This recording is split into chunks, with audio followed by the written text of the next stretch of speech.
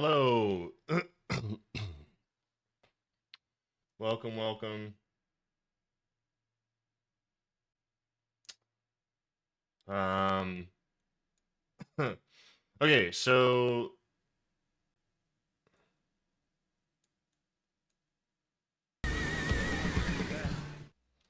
uh, this stream we're just going to focus on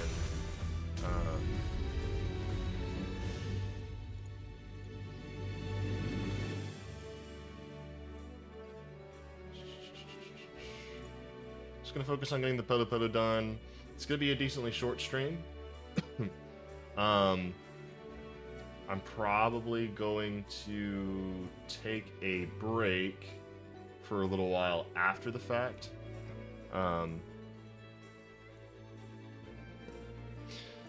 Main reason being that I want to tackle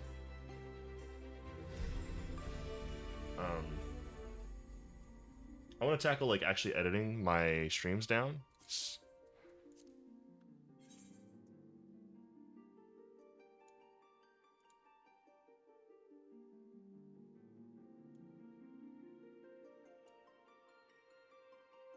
Because at least to me, like, I feel like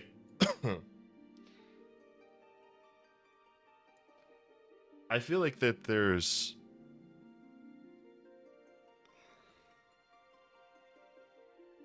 what am I trying to say here? I'm trying to say that I just basically I want to get the stream edited down because I want videos on YouTube because I want more people to actually come by the stream, and I feel like having content out there that they can watch to give a preview of what the stream's like, they might swing on by. Obviously, I'm competing with a bunch of other channels that have a lot more viewers, so that's only gonna help so much. But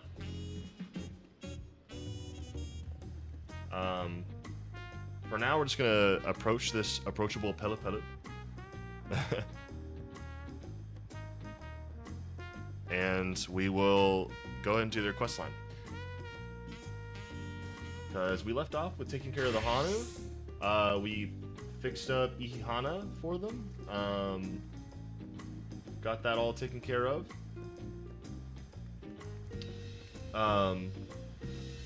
So yeah. We'll go ahead and finish. I believe this is probably the last bit of the level 90s. I'd guess.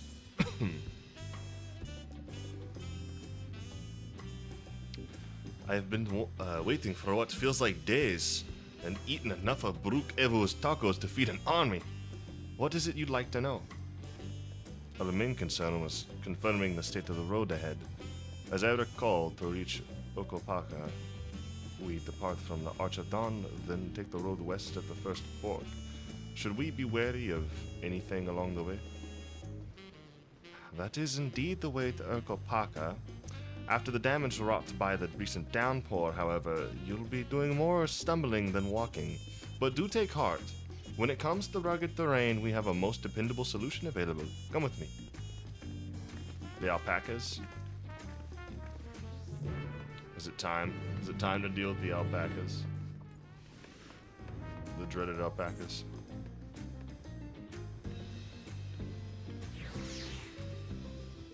I guess that one's closer.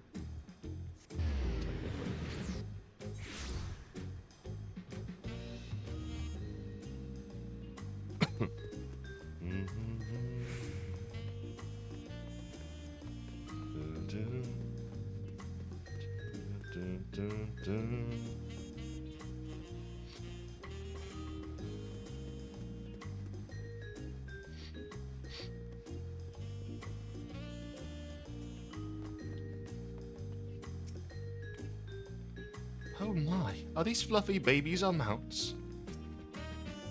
The Pelu Pelu all being small is confusing enough, but those masks make it almost impossible to tell men from women, let alone guess their age. Talking to a Pelu before we departed was a wise decision. I, for one, would rather not brave a treacherous, slippery trail on foot. The beasts are short-footed, that's for certain. Why did it have to be alpacas?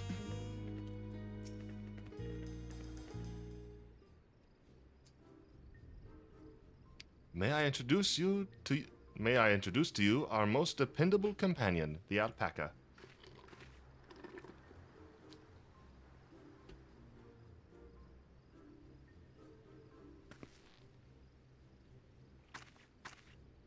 These animals can traverse Urkopaka's steep mountain trails as if they were gentle fields, and all while carrying heavy loads.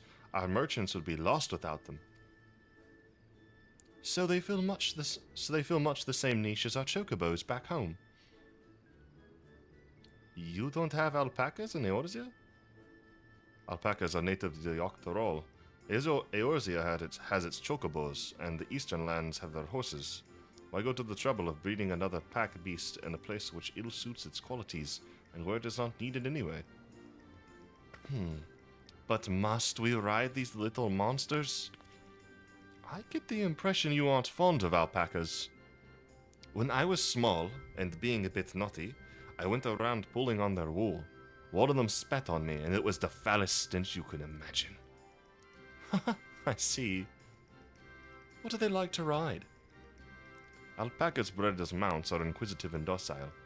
Even those without experience can find them easy to handle. We're really doing this then. So, was my information useful to you? Yes, very helpful, even if it wasn't what I wanted to hear. Good. I'll take my payment now. You want me to pay you? I guess I should have expected as much from a Pelu merchant. Let me see what I have on me. The Pelu value the act of spreading joy through trade, as you should know. They take pride in making deals that benefit both parties.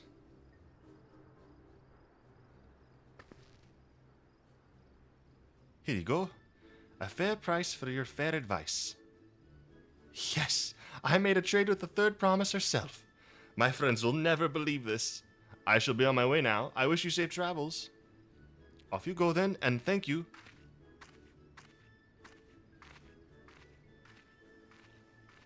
I better not get spit on again. You brought that on yourself. Remain calm and gentle, and so will they. I'm still not happy about this. But if we need to ride alpacas to reach Urkopaka, then that's what we'll do.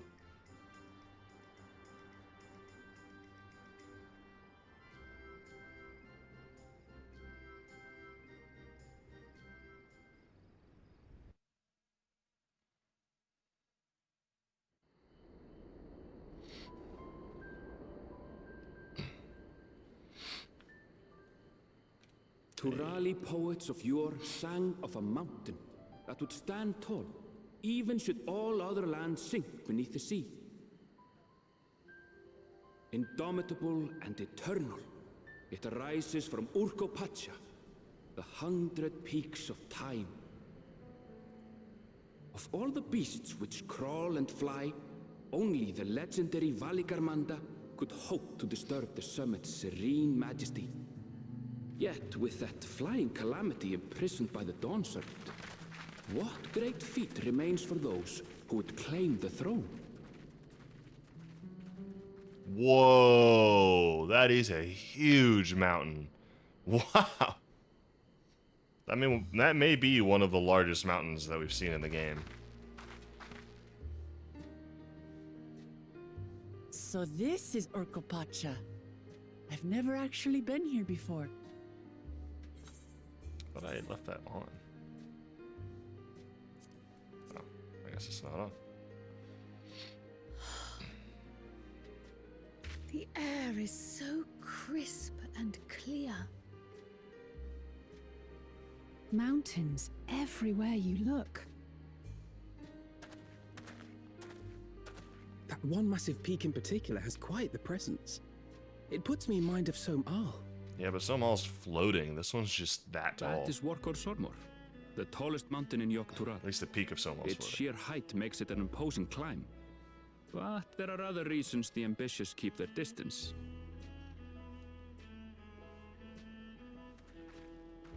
Oh? Do tell.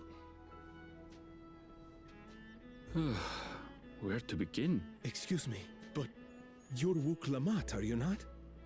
I hadn't thought to encounter one of the Dawn's promise here of all places.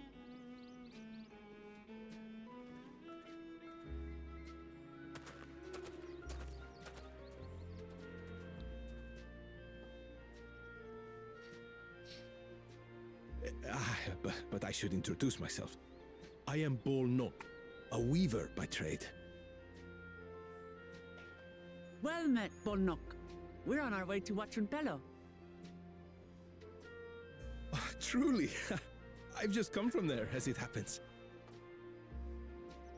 I'd asked the Pelu Pelu who sell me their wool to give me a tour of their alpaca ranch. The head rancher and I shared a bottle of mezcal while he explained the finer points of wool production. Mezcal, is that a local beverage? It's an Urkopacha specialty. A spirit made from distilled agave heart juice. Yes, and it must have done wonders for my mood, for I tripled my usual order of alpaca wool. They did offer me a discount, though, so it wasn't a bad deal in the end. But listen to me, boring you with my tedious stories. I will leave you before you are lulled to sleep. Goodbye, and safe travels.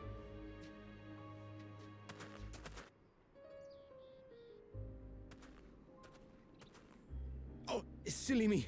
I almost forgot to say the thing I actually wanted to say. Peace for Tural. I agree with your vision, Third Promise. You have my support in your bid for the throne.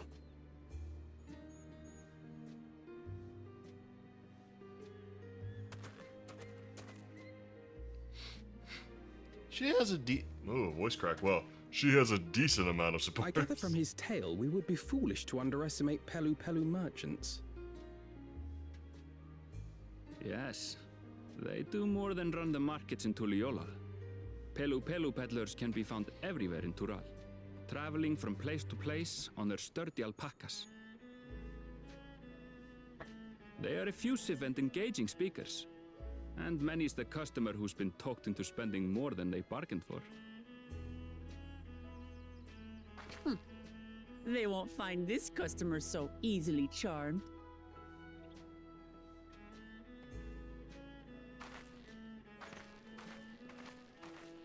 Watchunpelo's down the path! Off the main road! Don't get lost! Watchunpelo. It's right there.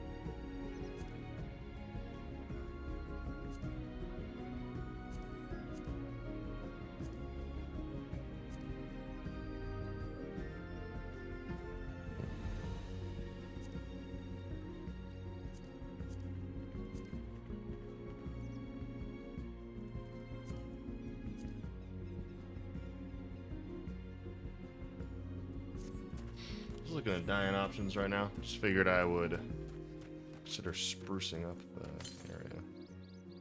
Oh, there's one really close by. I'm gonna go and grab that.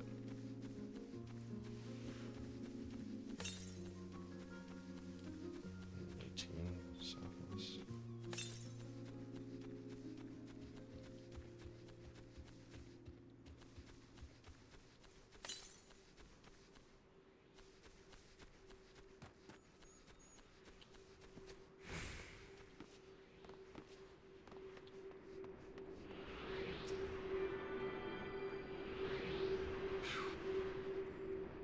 There's a little tower up there.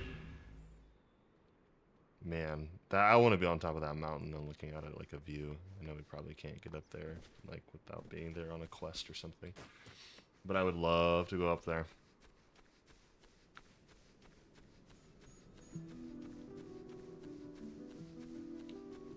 They actually did a lot of, in my opinion, I really like the effort they've put into these enemies. Some of them are really creative in my opinion. A lot of the times, I feel like the enemies in new areas just all look like enemies we've seen in the past. But I also have to admit that sometimes you do see some repeats, even here. And starting to feel like they're gonna end up running out of ideas pretty soon if they're not careful, you know? Because they could. One second, I'll be right back. I need to go do one thing.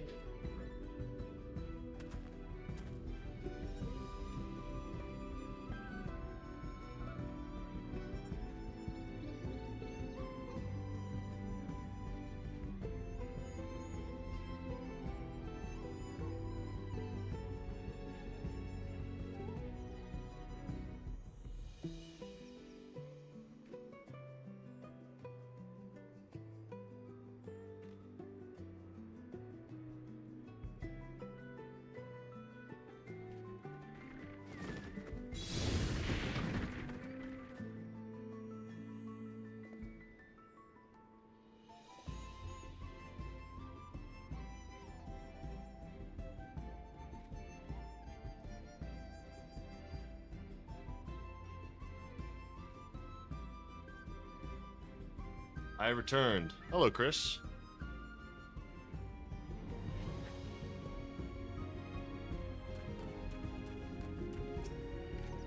We're doing the Pelu Pelu real quick. I still don't know if I'm gonna do Pandemonium or not on this stream.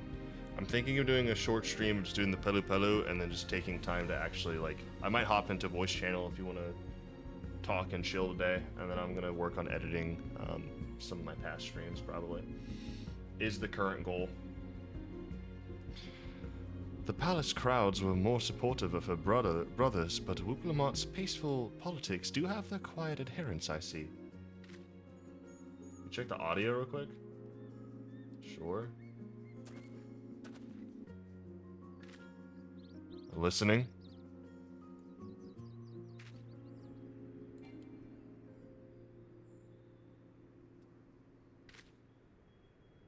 Pitch wobbling.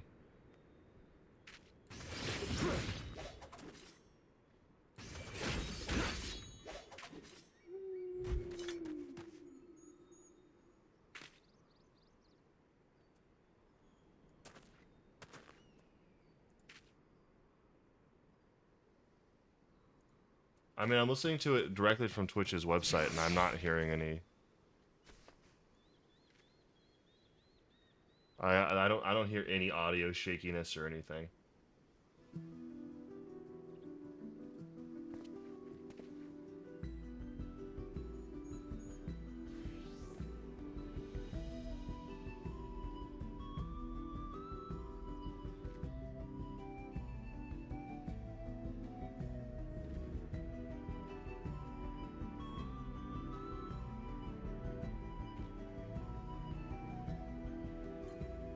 Very curious as to what could possibly be causing that in the first place.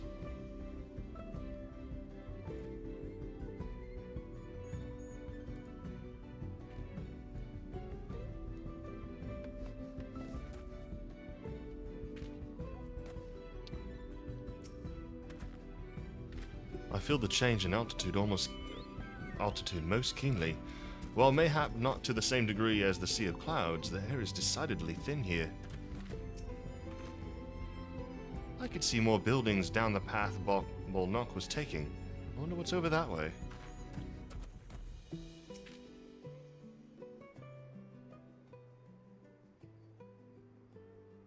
There it is.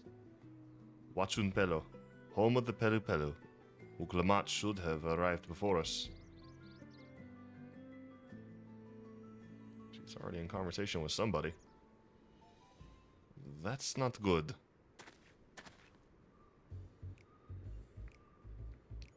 You've come all this way for the right of succession. Oh, so this means I'm exchanging words with the future Dawn servant. But please, the outcome is far from decided, but it is a possibility. How fortunate, then, that I deal in cloaks woven from especially luxurious alpaca wool. Such a garment would look magnificent when draped over the shoulders of our budding ruler. And a nation's ruler should dress her best for adoring her people, yes? Finery for our finest lady. That's right. Come, third promise. My well-stocked shelves are but a few steps away. Finest lady. I like the sound of that. Alright, I suppose a quick look wouldn't hurt. What did we just talk about? Arendville! When did you...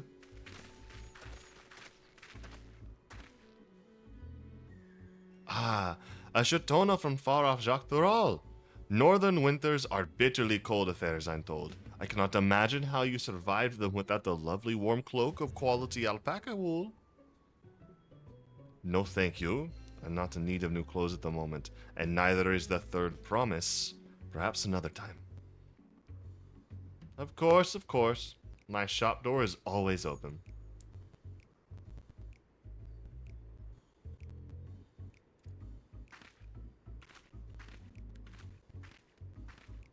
Some on my tongue. I can't tell if it's a hair. I don't know what that was. It's gone now. You were saying something about not being easily charmed? I was just... As I mentioned previously, the Pelu people live for bringing happiness through trade. They won't cheat you or sell you defective goods. They will, however, disarm you with their deft turns of phrase. And unwitting customers like Wuklamat fall prey to this affable approach time and time again. Your only resource is a clear and firm refusal. They won't pursue the matter should you make your disinterest plain. A valuable insight into the minds of the Pelu Pelu. Let us all take Arenville's words of caution to heart.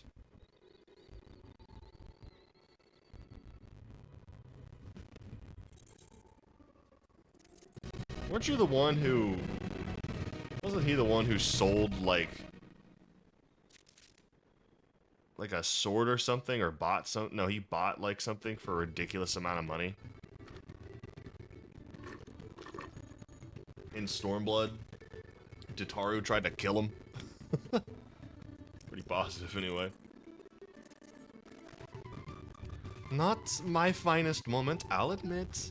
But now that we're here, let's do what we came to do. Find the Elector. Now, allow me to propose a strategy, then. Kryl, Alice, and I will speak with the merchants. Wuklamat, you, and Arenville might try approaching travelers and passerby. Akka, pray investigate any of the other establishments which catch your eye. Should we learn of aught else, or should we learn aught of use, let us relay it to the third promise.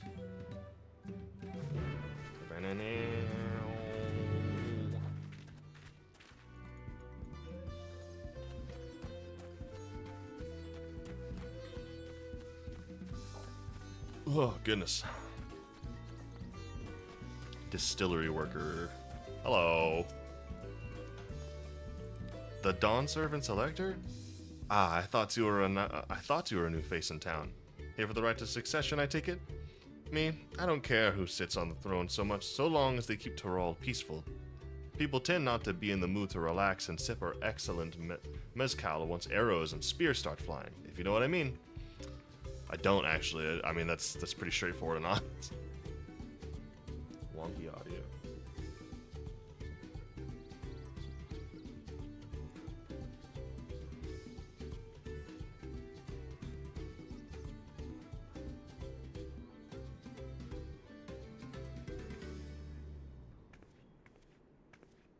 What are these popular clips down below, bruh? That is weird. Why is it doing that?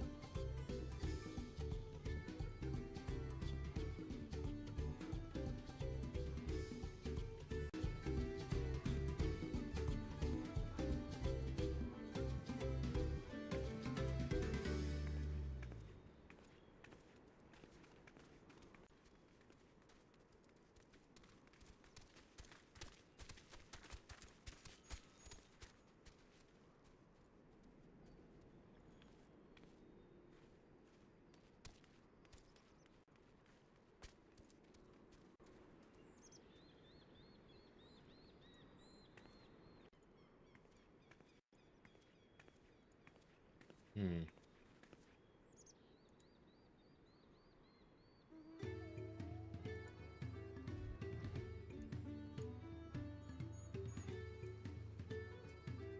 Oh, I'm such an idiot.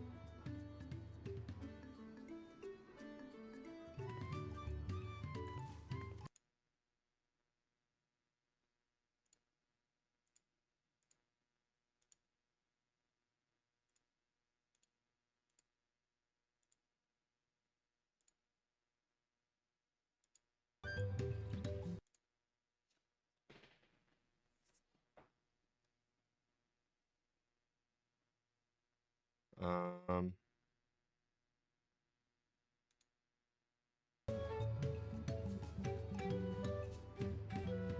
Let me try something here. Speaking of which, would you like a cup? A joy shared is a joy doubled, I say. Oh, right, yes, you are asking about that elector business. Being but freshly returned from my trading route, I've heard that there's a contest afoot, but not much else. Our head ledger, Dobli, could probably tell you more about it.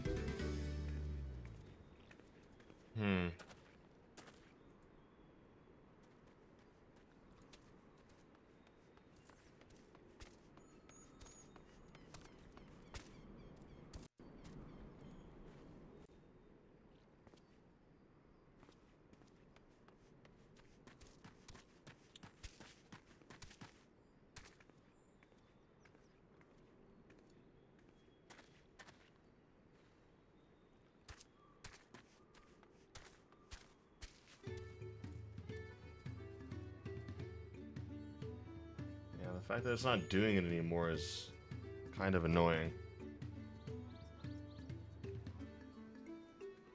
Because I can't, like, recreate it.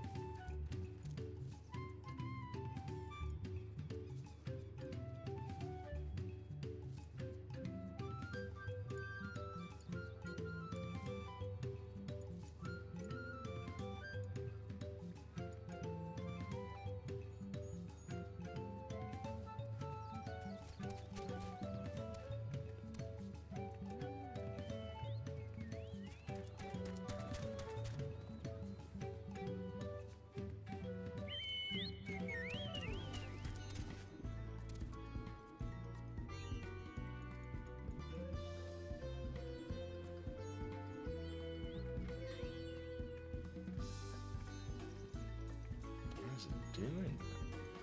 I'm watching the clip again. I'm just trying to figure out what's going on.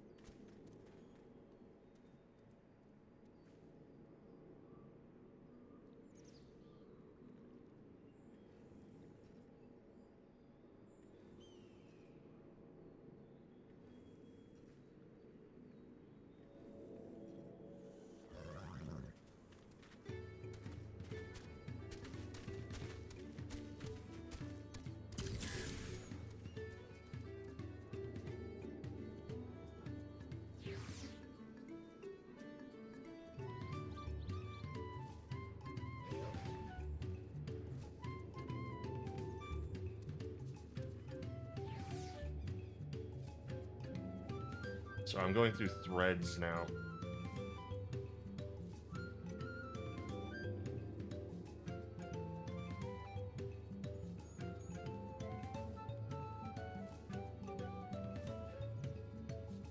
I wonder if that's the problem. Currently looking at something where someone's saying that it could be the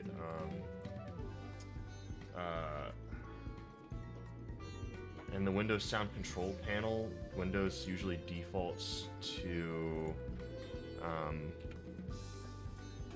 a 48 hertz, or of course like 48,000 hertz, a 2-channel 24-bit 48,000 hertz studio quality, with the frequency being 48,000 hertz.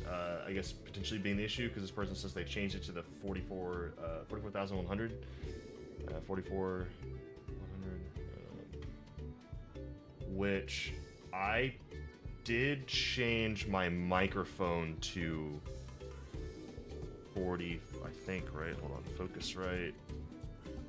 My Focusrite, I changed it to a 44.1 kilohertz sample rate for my microphone, and I have not had like any microphone problems since. So I guess maybe the 48,000 hertz frequency is causing problems.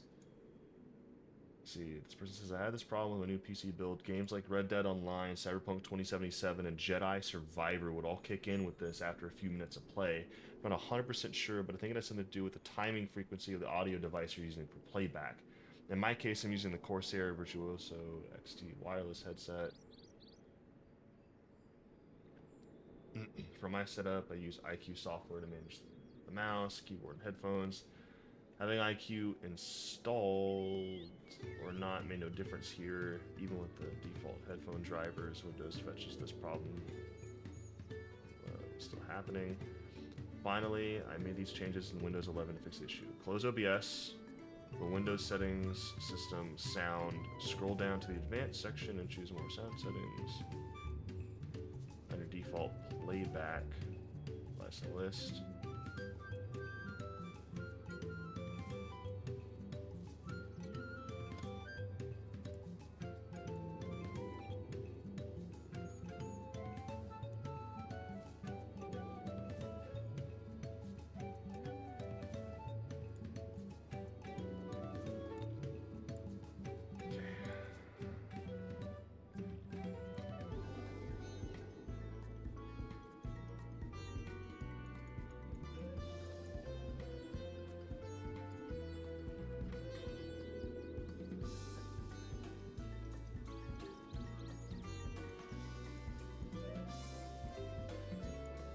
Oh.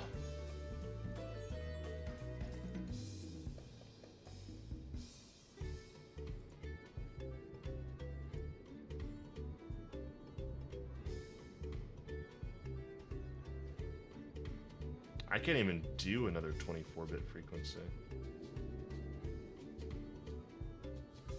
I only do 16 bits.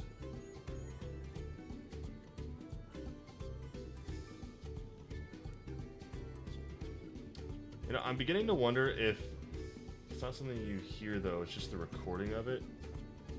I'm not sure if it's your mic as well or not.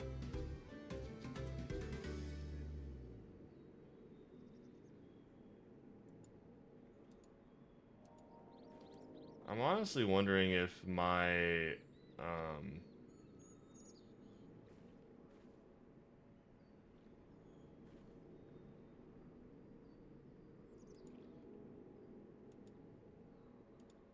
I'm honestly wondering if my audio, like hardware in the computer, is just like not good.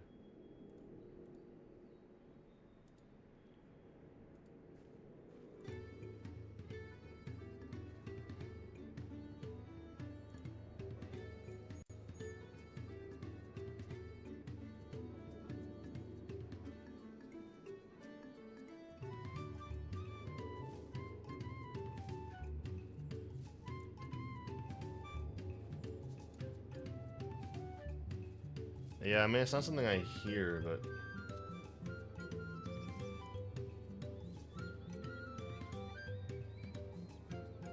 definitely a bug in OBS. There aren't a ton of great ways to work around it. This has been a serious thorn in my side with a lot of my recent recordings. It usually happens around the 20-minute mark, and then also about 100 minutes later on long recordings.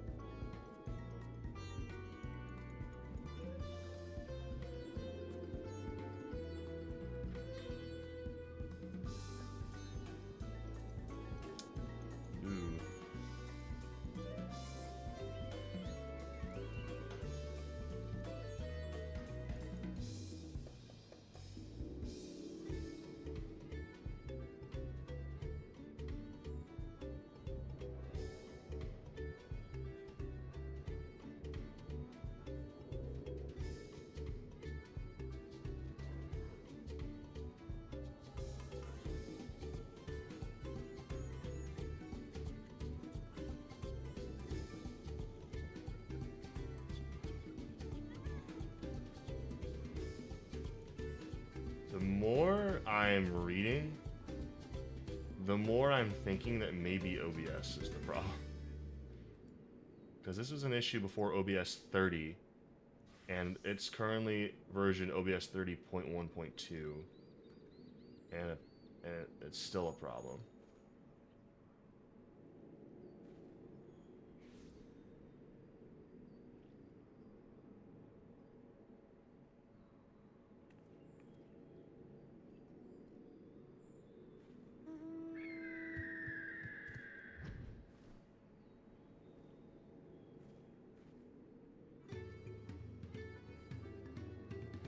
But apparently it's the audio capture, potentially the audio capture on OBS, but no one knows what's causing it. So my only other solution is to get a different streaming software than OBS. Wish I could do Streamlabs. I kind of didn't want to use Streamlabs. One of the things I really like about OBS is that it kind of forces you to learn how to make everything from scratch, and I really like knowing how to do everything from scratch because then it makes me know how to, it allows me to know how to fix it easier. I can find the problems, but when it comes to the audio capture just not working in and of itself, there's nothing I can do about that.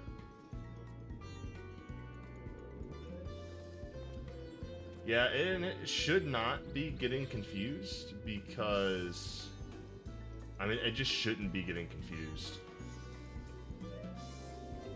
I have each of the microphone, the game audio, Discord, the browser, Spotify, all of that should be like on the correct tracks.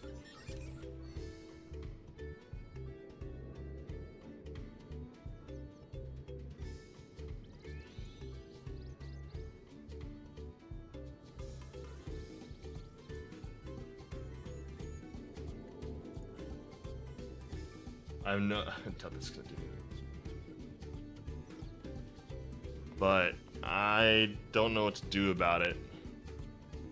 But setting up Streamlabs or another streaming software is going to take a little while. Hasn't done it again. Yeah. I think looking at the comments, it just happens randomly for a period of time and then it just stops. So I think, and for some people it says that they got like a new computer and different hardware and it fixed the problem. So it might just be another hardware issue again. Because it always is with my stuff, is that it's never like just a programming problem or an update. It's always hardware. Every single time when I have a problem, it's always hardware. It's getting on my nerves. Not like the hardware is broken, it's just incompatible with certain programs for some stupid reason, and I can't do anything about that. Electors? Oh, yes, I've heard all about the right of succession. They're looking to put a new ruler on the throne, eh? Personally, I'm rooting for Zoral Ja. If the first promise wins, he'll look to expand our sphere of influence. That means access to more resources and more customers, and the thousands call him potentially. So many new trading opportunities to spread happiness far and wide. Others have been coming around to my way of thinking, so I've begun crafting goods inspired by the resilient sun. Would you care to purchase something? No. No, I would not. Very well. You said you wanted to know about the Elector? I could help you, but I won't. I can tell you're no supporter of Zoral Ja or his policies.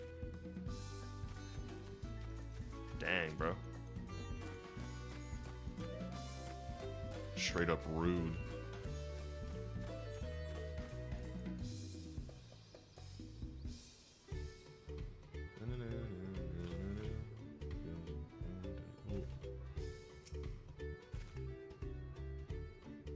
Hello there. I'm Mablu. Did you have a question for me? You actually have a name. Sorry, I don't know about any electors. You should take a moment to see our prized alpacas before you leave, though. Oh, but be sure to admire them from a respectable distance. Get too close, and our nervous darlings may be tempted to spit on you, and that stuff stinks. It happened to a visiting buyer not so long ago. Dobley, that's the head rancher, was so mad at me for not giving a proper warning. No one makes a mistake without Dobley noticing. He knows everything that happens on this ranch. Sounds like we need to go talk to Dobley.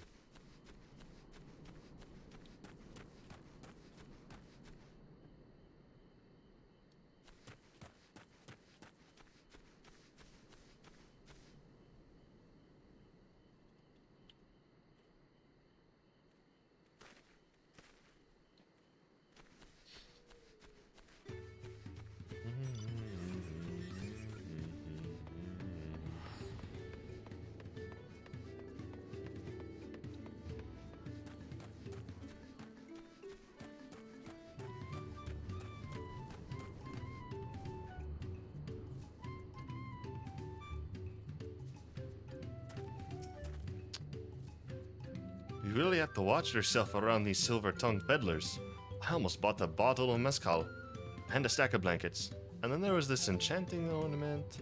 Anyway, I did manage to learn that Tobli is the man to talk to about the contest. Now, if only they'd share where this head ledger of theirs is to be found. Really? He's also the head rancher. Well, the alpaca ranch is not far from here. I say we pay it a visit before the others return.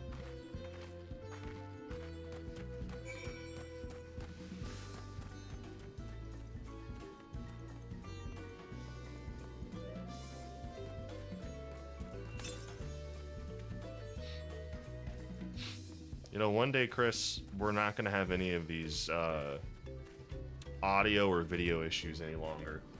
One day my stream's going to look quality and sound quality, and I'm not going to have to worry about it until a freak accident happens.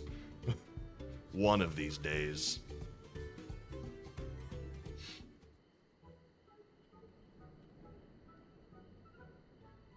But the audio issues are always the biggest bane of my existence, because the video issues I can kind of get around. Like, there's a video issue, I'll just try a different type of capture source.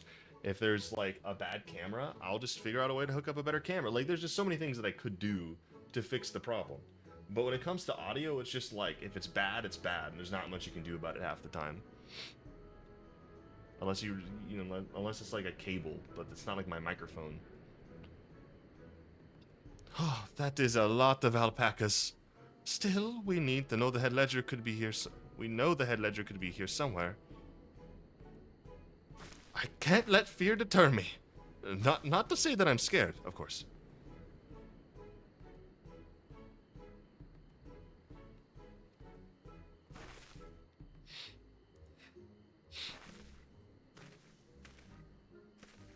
Excuse me, is one of these workers Tobli?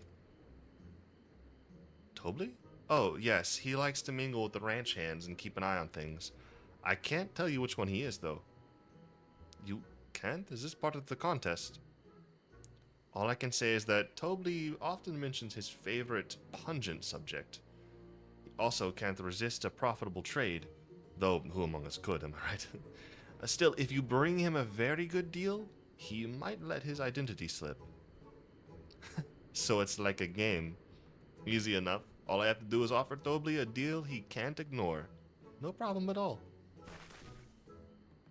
Well, maybe one problem. I don't think my purse is deep enough to pay everyone who we think might be Tobli. Let's ask some questions first to narrow down the field. Great. We can meet back here to share our impressions.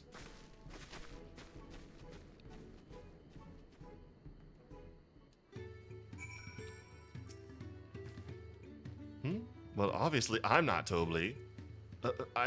Oops, I shouldn't have said that. You're meant to find out for yourself who Tobli is, or if an elector is even in the village at all. Good luck.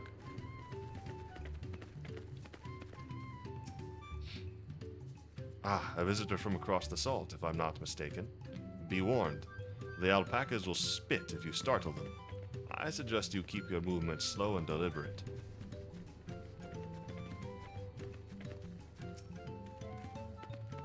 You think I might be Tobli? Well, maybe I am. All I will say is that in this village, none have reared more alpacas than I.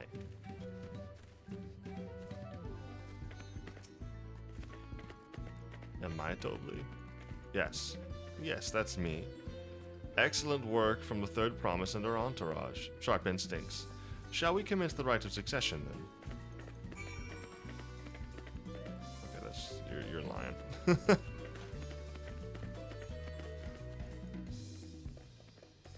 Liar! Liar!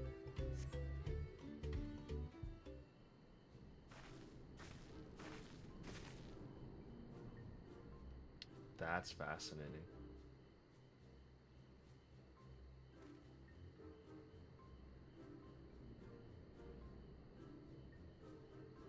Obviously, they already have a built fan base, but I'm seeing some high viewer count Final Fantasy channels on Twitch, and they're mentioning drops in their title. I probably should do the same, actually. I think about it. That makes sense to me.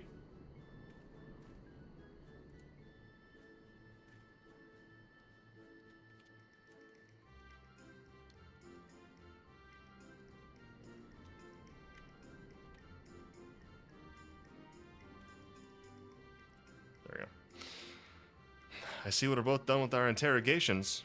So, who do you think it is? I have my suspicions, but let's hear your pick.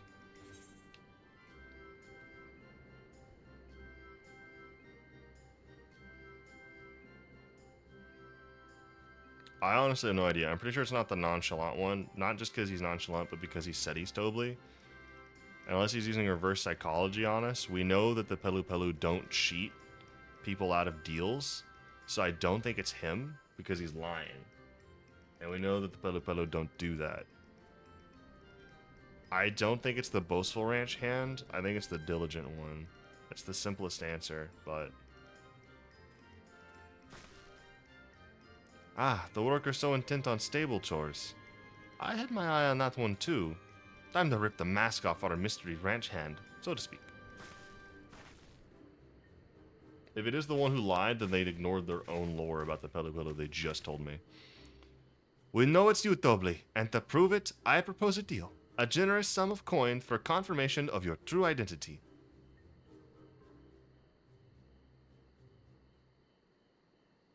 An offer I gladly accept. As you've correctly guessed, I am indeed Tobli, head ledger of Wachun Pelo, and head rancher of the family ranch. I am also one of Gulu Jaja's chosen electors. Aha! In a place featured in Tuliolo's saga, just as we thought. I was right to trust in your instincts, and I wager this won't be the last time. See, I deduced that like a genius. I actually feel really smart right now because of the reason I chose that one wasn't random at all.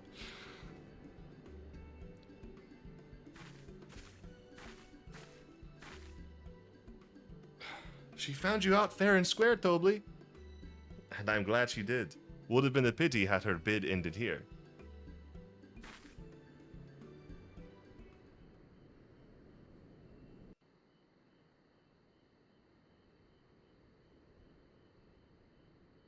Deducing the Dawnservant's elector was the first step of the feat. Too simple a task for this aspiring ruler, eh? Right. Not hard at all.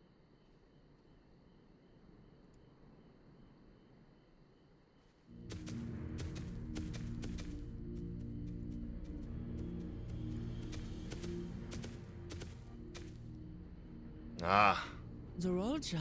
Zoralja. I am told the head ledger, Tobli, is to be found here. You have to guess which one of us is Tobli. That's part of the test.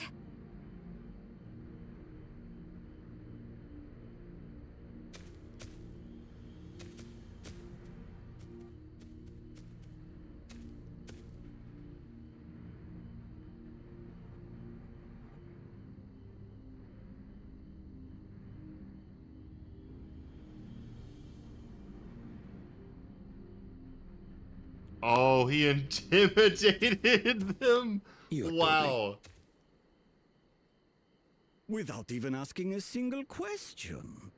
Very impressive indeed. Just intimidated him. With that amusing prologue out of the way, we can proceed to the actual challenge. That's crazy. Per the Dawnservant's instructions, I was free to devise any manner of feat. I considered the number of possibilities in the 10th column. But I think I have a good one.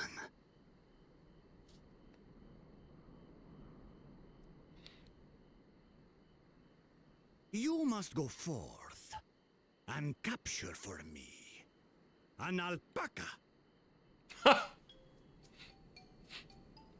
Okay.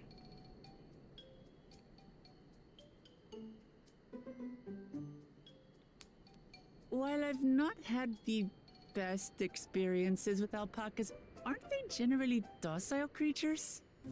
That doesn't sound like much of a challenge.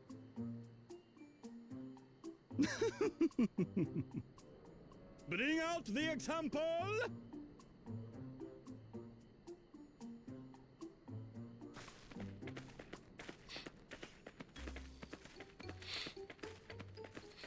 I'm a little concerned.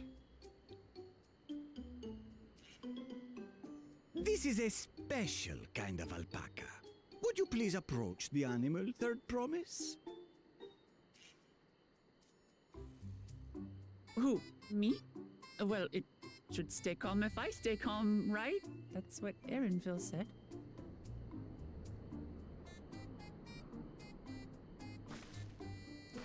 She's about to stink to high heaven.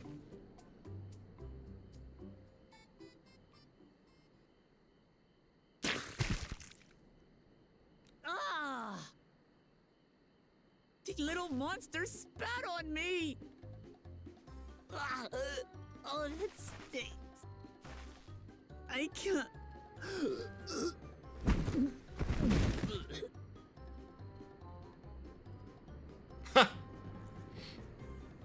Alpacas are paradoxical creatures, being both extremely curious and extremely cowardly. Press your luck when they're frightened, and you'll get a face full of spit, as you've all just witnessed. Has an awful stench, their expectoration. The globs contain half-digested food, you see, making it an effective deterrent against perceived threats. Wild valley braid like this one are especially timid and can therefore be quick to lash out. They're also especially hardy. Indeed. We take the rugged wild alpacas and breed them with our gentle domesticated stock. This produces the strong but biddable pack animals prized by our traveling merchants.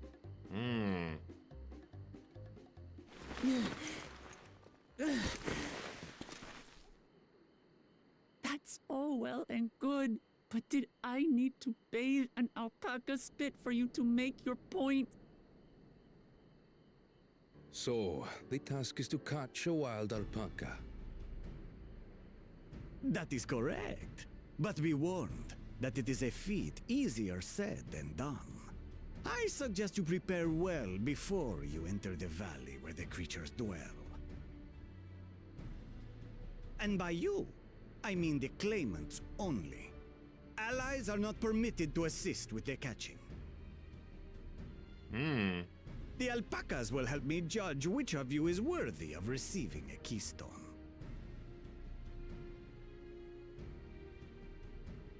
So I'm to chase down a fluffy, spitting demon, and that somehow proves I'm fit to rule? As I said, the Dawn Servant granted me the freedom to decide my challenge. And when you reach the end of the rite, I dare say you will understand why I chose what I chose.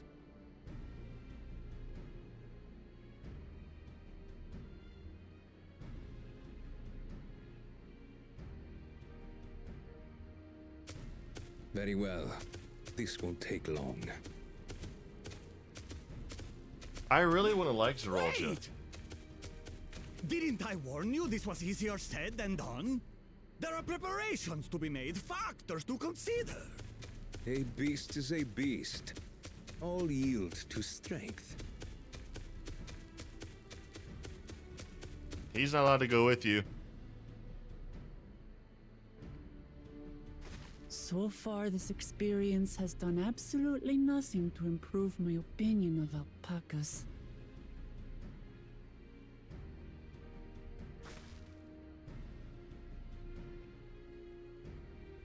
But that doesn't mean I can't do this.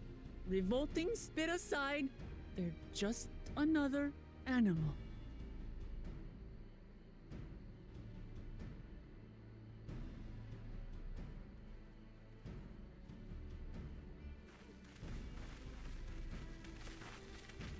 Are you all right, Orclamat?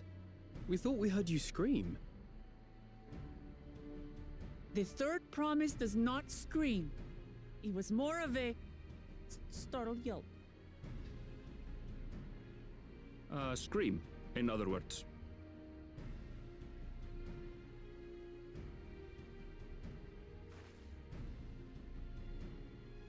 Did you find the Elector? Oh, we certainly did.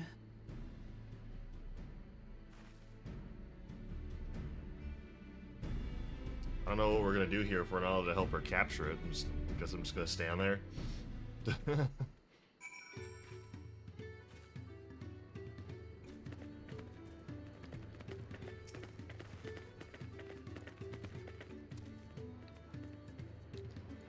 I had to go and wash that nasty stuff off of my face. I think I got all of it. But would you mind taking a sniff for me, just to make sure? The stench has ruined my sense of smell. Hey, I saw that look.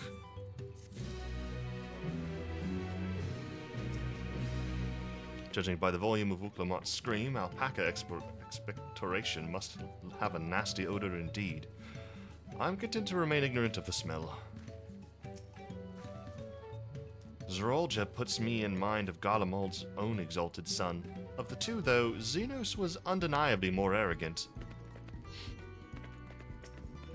Well, he also didn't have anything in mind for, like, his country or his countrymen or anything at all. Zerolja has, like, goals. Xenos had one goal and it didn't help anybody at all. Not even himself. He just wanted to fight. If anything, that's only damaging. So, yeah, Xenos didn't have any, like, goals that benefited anyone, not even himself. He also didn't care about his country or his countrymen. You could compare Zerolja and him because they both are, like, about, like, strength, but they're vastly different people. I would compare Zerolja more to, like,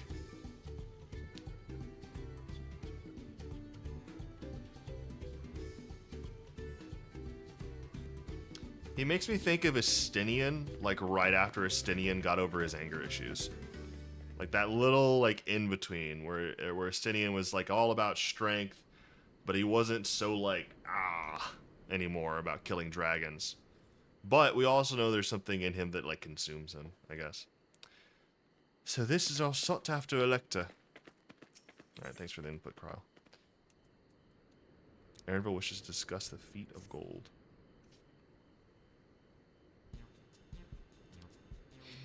As Uklamot helped demonstrate, the valley alpaca are wary of people. Getting close enough to catch one will not be an easy task. You might have warned me about that earlier.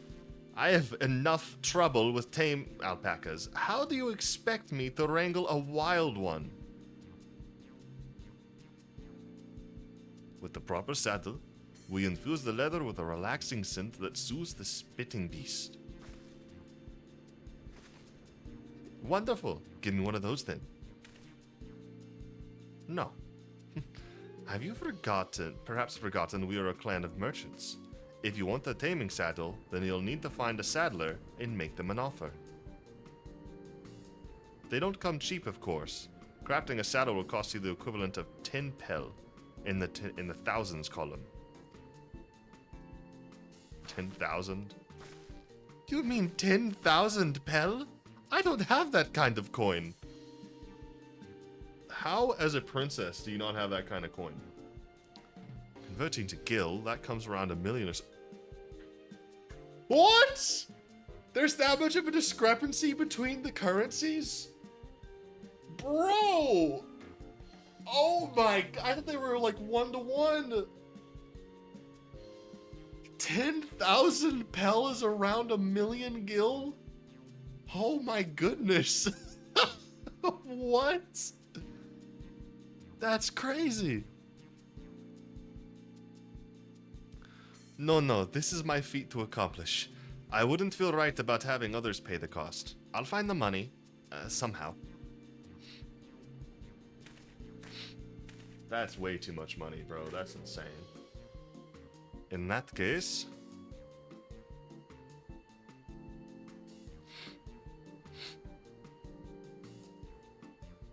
that basket of wool is worth the sum you paid me earlier. 1 pel in the hundreds column. Beginning with the wool, you can trade for ever more valuable goods until you have something suitable to bargain with for the saddle. That's a nice gesture, but you think I can turn 100 pel into 1 million? That's 10,000 times more.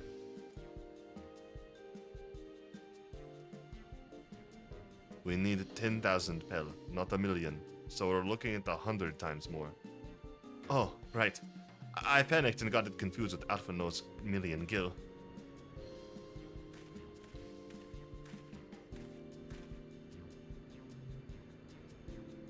I'm not so sure about this trading idea. You were almost talked into buying a cloak you didn't need mere moments after you arrived. but I hate it when you're right. Then let me help with your deal making. Oh, hello again. Mablu. I work here as a ranch hand, but I've also learned a lot about the peddler profession. It's alright if I aid them now, yes? I guided the claimants toward the first step of the feat, like you asked. As long as Wukulamat goes alone to capture our alpaca, she is free to accept assistance from whomever she likes. Hooray! Let's see about getting that saddle then, Third Promise. I don't know why you made your offer, but I could use an ally with a beak for bargains. Welcome aboard, Mablu. Should the rest of us stay behind, perhaps? It may be easier to haggle over prices without so many voices chiming in.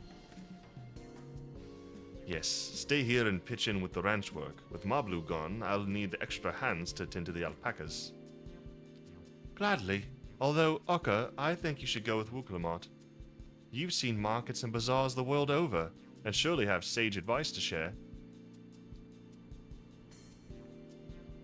In that case, you should also hold on to the alpaca wool.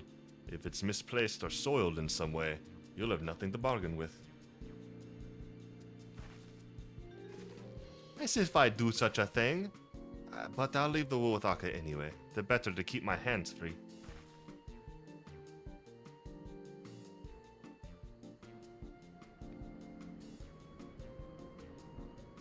To begin, I suggest we try trading the wool to Havli, the saddler. He won't agree to the deal, of course, but it'll give us an idea of how much he'll accept for his wares. Yeah, see, Wuklamon is going to 100% win this competition already. Like, it's so obvious.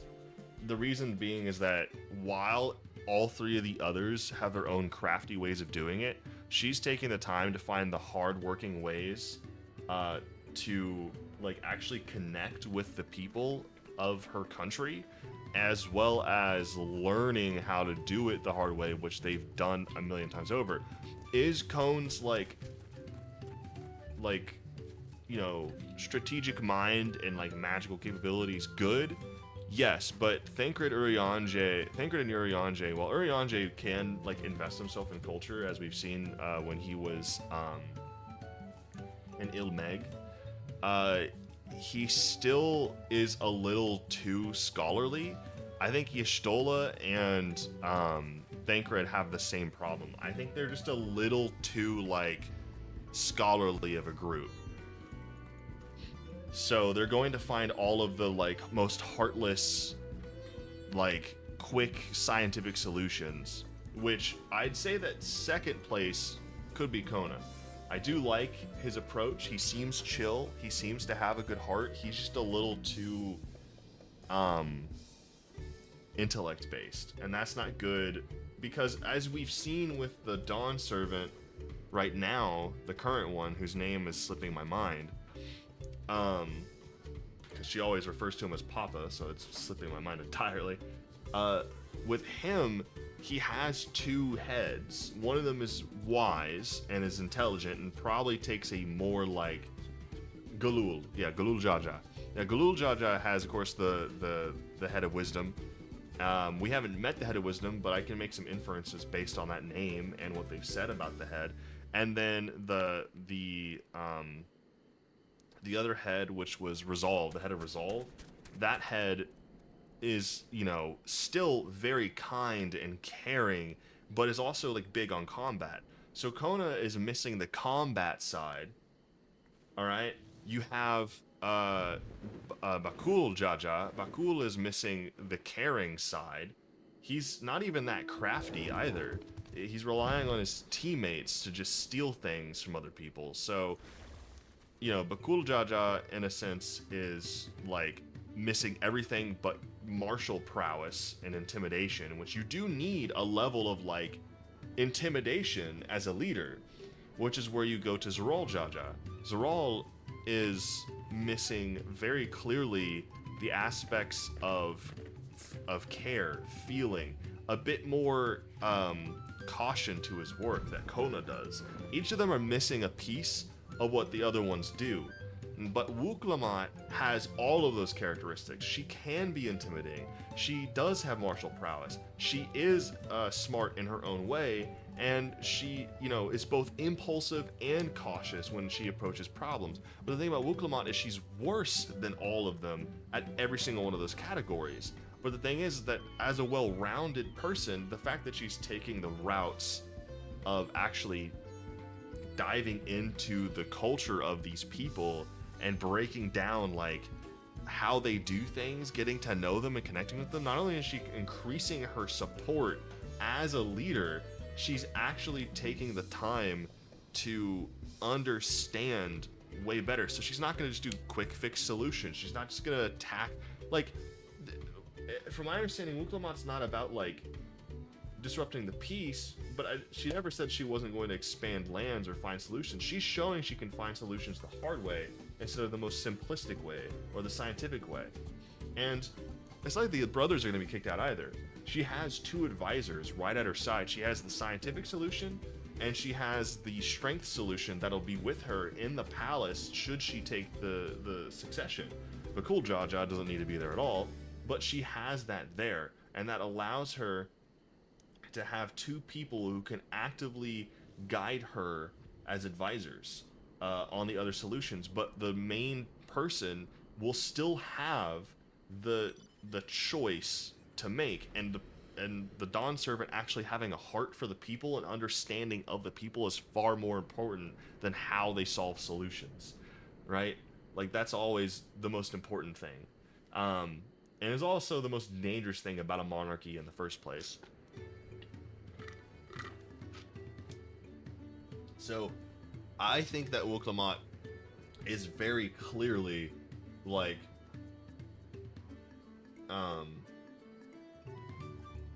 she's very clearly the most fitted for the throne. And I don't think it's just because it's extremely obvious that I don't think it's just that it's extremely obvious that she's fit for it because we're the main character helping her out.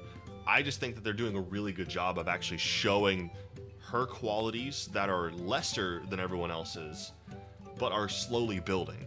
And in comparison, showing that she's more well-rounded and they're all one-track minded. All 3 of them are one-track minded. And I also gotta be honest, there's nothing more satisfying in this DLC to me than shoving it in Urianger and Thancred's face. Like, if the Rite of Succession continues to go normally, I'm very, very excited of just being like, suck it, nerds, we win. Like, I don't know, that just sounds nice. Sounds like a good time to me. Anyway. This is the artisan who makes our taming saddles.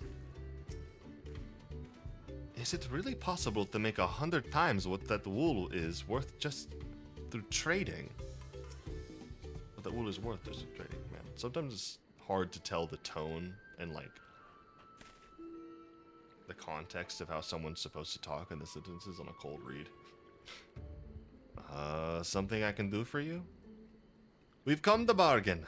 I need one of your special taming saddles to catch a wild alpaca. A saddle, is it? And how will you be paying for it? With this basket of fine alpaca wool.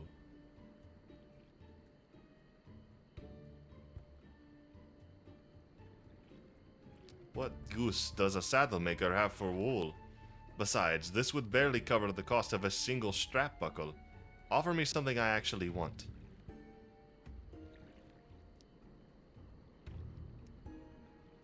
And what might that be?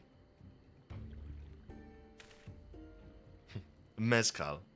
I like to nurse a cup at day's end while I inspect my finished work. Bring me a jug of quality stuff, and you've got yourself a deal. This bodes well for us, Third Promise.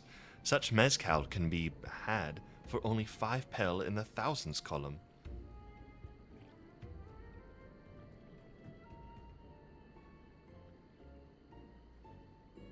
Hold on. Did you say Third Promise? Then my offer is changed. The saddle's going to cost you a jug of premium mezcal, aged 3 years at least. 3 years? That stuff is valued at 10,000 per or more. Why have you doubled the price? Because I must support the man of ambition who'll see my business prosper. Zaralja will go to war, and his cavalry will need saddles, lots of saddles. It's nothing personal, Third Promise, but I won't sell you my craft for anything less than my asking price.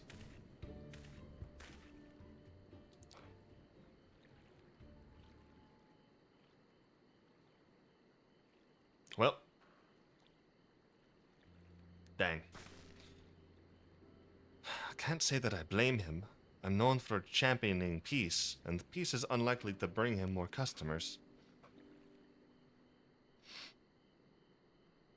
Those of our grandparents' generation remember the dark days when the clans were at war. Many of these Pelu pray for your victory, Wuklamot. The younger ones, though, to them, strife and bloodshed are as children's stories. They think themselves safe from these horrors and take the peace we now enjoy for granted.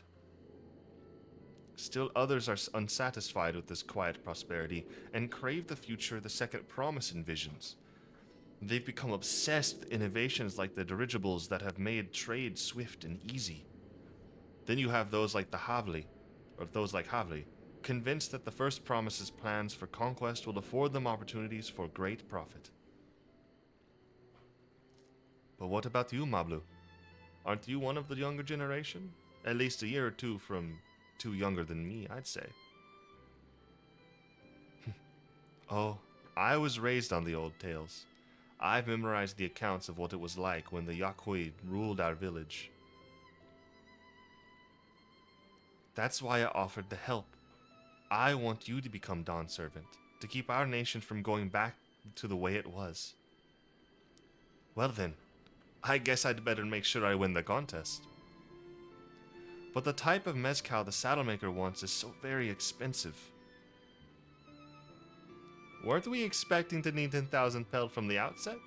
Nothing's changed. We just need to get on with it. I may not have a head for trade or the stomach for alpacas, but I won't give up with the piece of Tuliol on the line. Tuliolo. Then neither will I. We will make you Dawn Servant. Aiming for that 10,000 pel jug right away will only bring us failure and frustration. So let's first try exchanging the wool for anything even a touch more valuable. The trick is to find someone who needs alpaca wool and is willing to trade at a loss to acquire it. Someone who supports your bid for the throne, for instance. I remember there was one guy over at the beginning. Oh!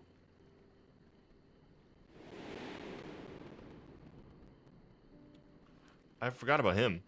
That's a good point. Good job, Brain. Of course, the Weaver! Bolnak was his name, I believe. He went out of his way to say he agreed with my vision, and he was here to buy wool. I think I remember the direction he was going, but for now, let's head back to the road where we first met him.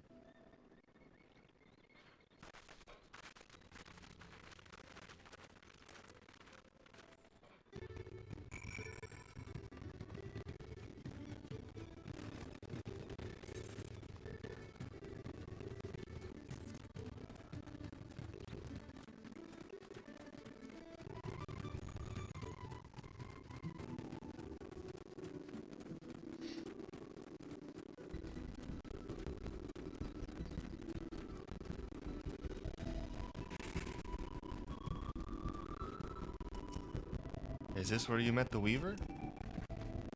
This is the spot. After Bolnak talked to us, he walked off to the south. And he was probably going to Ikuvlo's Inn. Most visitors to watch in Pello end up staying there. Let's go and check, shall we?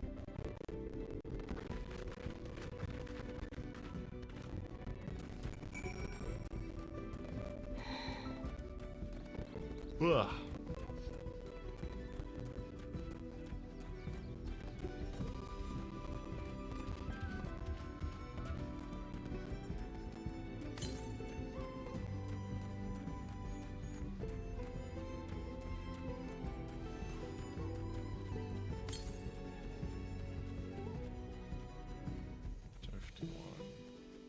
Directly south, you say? It's probably somewhere up on the ledge. Ooh. really like their big, creepy grass flower monsters.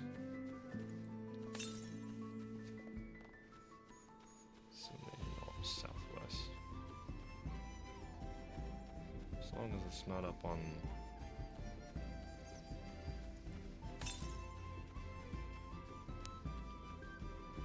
It's gotta be behind that rock.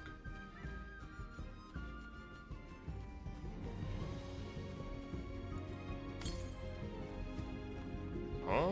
Oh, great. It's on the other side, like a cave or something.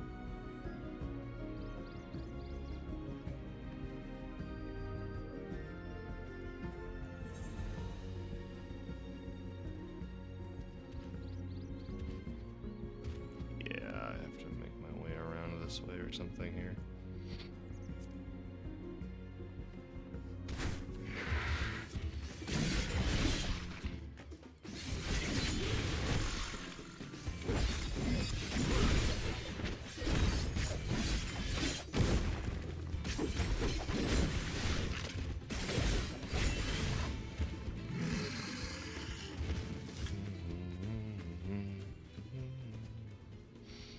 Man, there hasn't been like a single dungeon and like next to no like actual fight missions this entire time.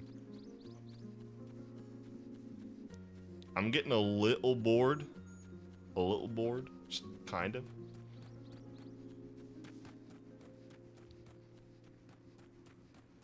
I understand there's usually a lot of talking at the beginning, but I feel like it's taking too long. Ah, we meet again. But wait, weren't you all on your way to watching Fellow? Can I have that basket, Daka?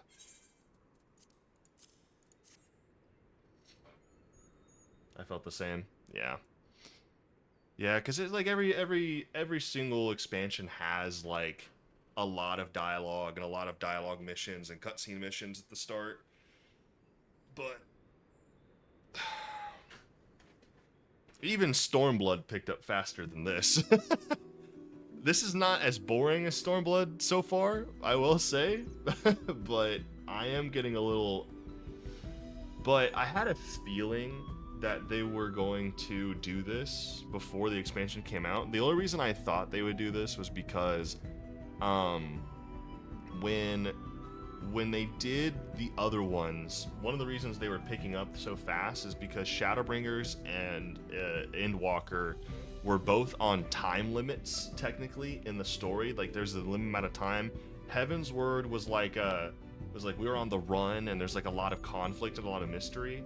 So since this country doesn't really have a lot of that like background stuff going on, it's just kind of, you know, the Rite of Succession like pushing the way it is. So I'm not surprised that they're doing this, but just because I expected it, I still don't think it was a good idea. I really don't know why they decided to run it like this, because it's just been... I mean, I know why. Let me redo my words. I don't know why they followed through with the obvious logic of having a slower start. The early section can be a bit of a drag before I felt very invested. Recent expansions have had a major hook at or before the start. Yeah. That's part of the problem with restarting the story, essentially. Like, it has to set up stuff. It can't just, like, start with something, especially since we're supposed to be calming down. But they still could have done a better job, is what I'm saying. Is like, they had no choice but to go with a slower start, but they still could have sped it up a bit more than this, like, whole alpaca thing, and, like... Because I think they're trying to get the players connected with the world of Tural, or the part of the world of Tural. And look, I think Tural's great so far, and I mean, it's interesting that there's another childlike race other than the Lalafell. It's a little weird, too. And having, like, the Hanu be more approachable and having their own facial expressions compared to the Vanu, like, that's cool. I really like the idea of the Rite of Succession, but I sincerely think that more of the tests should be about, like, something more exciting. But I'm also not super surprised, because the first two people they introduced to you for the tests are the Hanu and the Pelu. And the Pelu and the Hanu, they both have they're traders and they're peaceful people. So it's kind of hard to have like a fighting thing with them right off the beginning. So getting them out of the way rather than having them in the middle makes sense. Because I'm assuming the other race, like the races like the Moblins, the Hrothgars and stuff like that, are going to like have crazier challenges. Or Bakul Jaja and Zoralja and Kone are going to do something stupid, or maybe even Wulklamont, and cause the Rite of Succession to tumble into utter chaos as time goes on. Is my other assumption of how this is going to play out. I still think the City of Gold is going to end up being like somewhat of a sham, as in like it's not going to actually be made out of gold. I don't know for certain, but I just get this feeling. Because we're in Yoctorol, I believe. I can't remember. Oh, Puss in Boots is doing departure in 60 seconds, amigos. Buckle up, dump the sack. We have trails to blaze. Let's follow that Dawntrail. That's pretty funny. Thanks. Now let's see if we can turn a profit. Back to the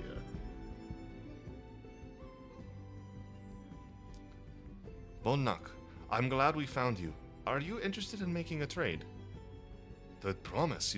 You wish to do business with me? Might I ask what this is all about?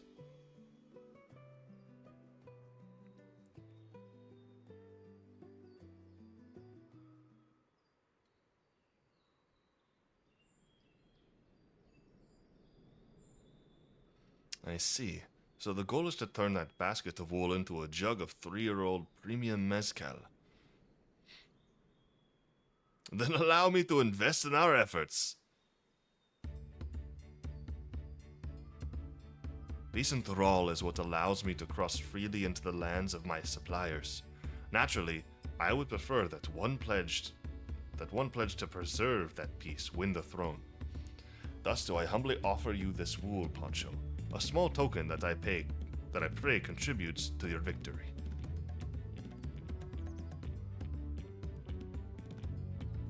Oh, that's fine craftsmanship. A garment like that would easily fetch 5 pel in the hundreds column. That's very generous, Bolnok. Thank you. I promise I won't let you down. I have every faith in you, Third Promise. May fortune bless your future dealings.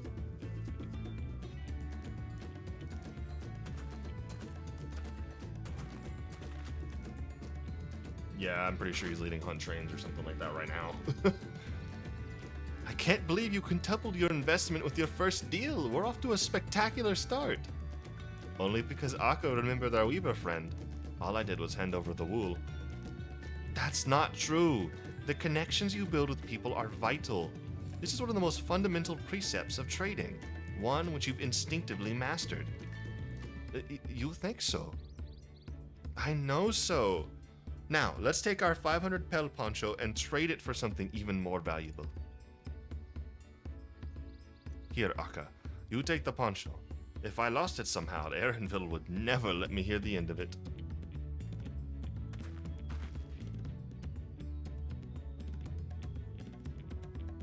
All set? Our next deal is waiting to be found.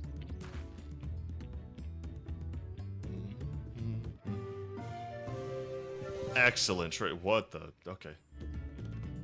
Woo! Success! You traded a 100 pel basket of alpaca wool for a 500 pel wool poncho. Yeah, boy.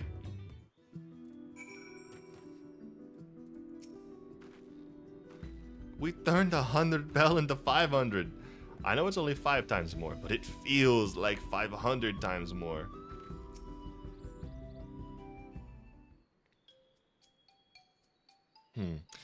Leveraging connections is a sound strategy, but we should also consider supply and demand. An individual in urgent need of a good poncho will offer more than a merchant simply looking to stock his shelves. That makes sense, but how do we know if someone needs a poncho? They have a fabulous sense of style. Do we know anyone who needs style? It's a nice sturdy poncho, but the design is traditional. I don't think fashion is part of its appeal. So only those people with a practical need would be interested. Wait, that's the obvious answer, isn't it? We look for a person without the poncho and hope they're eager to buy ours. Yes, there you go. We find the demand for our supply. See, I'm only helping her. I'm only helping her realize what she should already know. So, where should we begin our search for prospective buyers? There are any number of places, but we could do worse than starting right here at the inn. There might be interested travelers.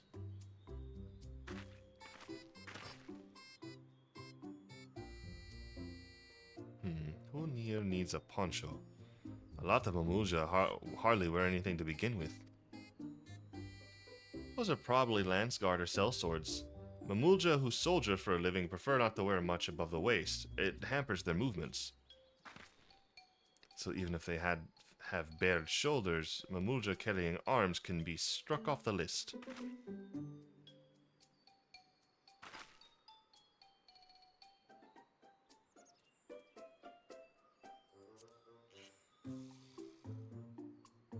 Let's see, no coat or cloak, but also no weapon? Oh, we might have a winner. Oh there, friend. You're not the mercenary by trade, right? I was curious about your bold choice of dress, or lack thereof. Oh, it was no choice of mine, believe me. I was attacked by beasts on the way here, and barely escaped with my scales intact. My coat was not so lucky. I'm actually a toolmaker from Tuliolol, and was dressed quite smartly, all the better to show the Pelu I am a man who takes pride in his appearance, and therefore his work as well. But now look at me. Well, sir, this is your lucky day.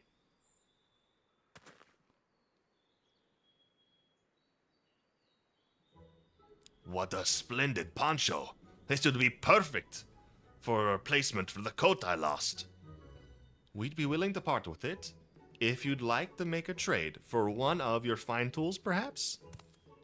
What about this hatchet? I crafted it myself and will vouch for its quality.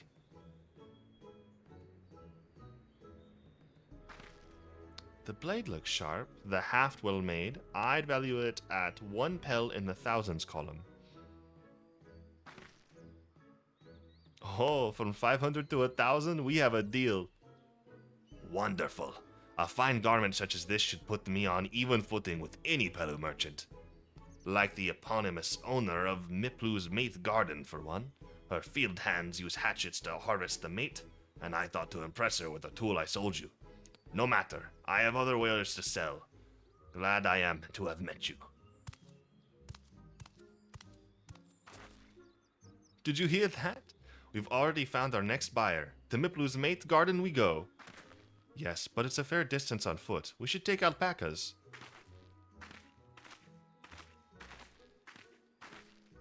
These ones will be the calm type, right? Maybe.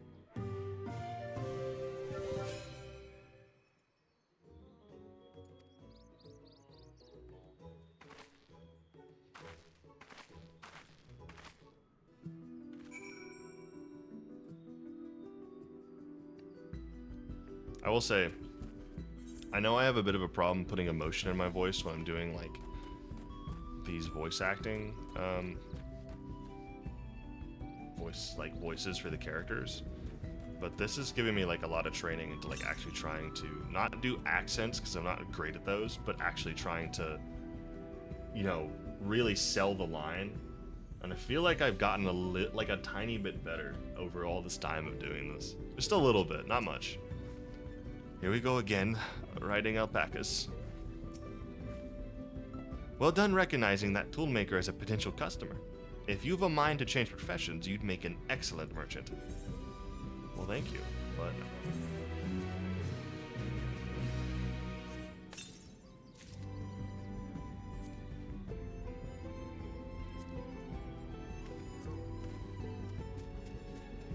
Isn't that much better?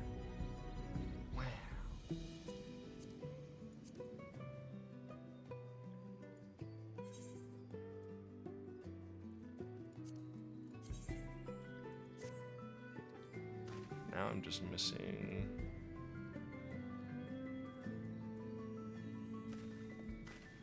legs. And the accessories could... Oh, accessories are pretty much fine. Except for my earrings. Do I not have any better earrings at all? Guess not.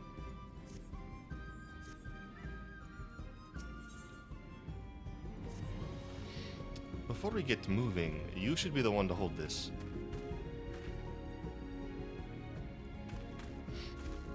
With that, I suppose we should hop on the alpacas Mablu has so kindly provided. Ready to go? Let's mount up. Sure. Oh, goodness. And it's off to the mate fields we go. Please don't spit. Please don't spit. You'll be fine. These ones are accustomed to people. I still don't trust them. You have a knack for riding no matter what you say. Without our alpaca friends, we Pelu would have never become traveling merchants. Can you imagine walking all the way across Tyrol?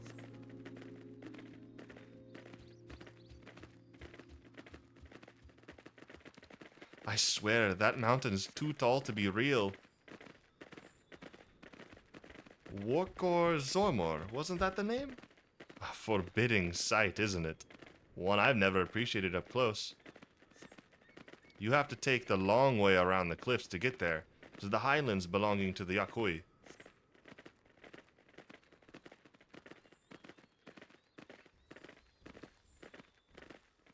So, Mablu, you said you were learning about the peddler profession. You don't care for ranch work? No, I love it. I love working with alpacas. But becoming a peddler has always been a dream of mine. It's just, I'm not sure I have the talent for it. If I can help you buy the taming saddle, though, then it'd be proof that I can do this after all. In that case, you'd best get ready to be a merchant. Look, we're almost there.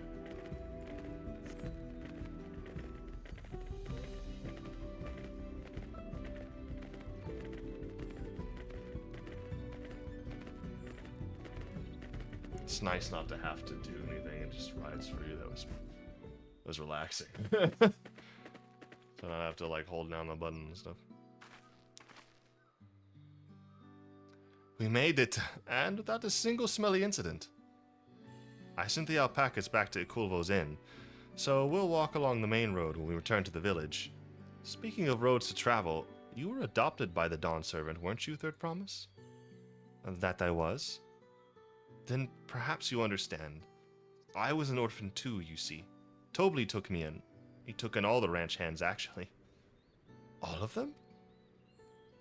Yes, and everyone works hard at their chores, grateful for the opportunity to repay the head ledger's generosity. Here I am, the only one wanting to go off and be a merchant.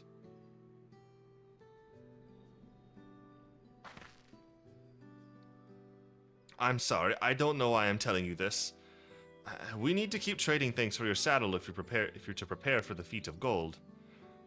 As it's mate harvesting season, they can't have too many quality hatchets.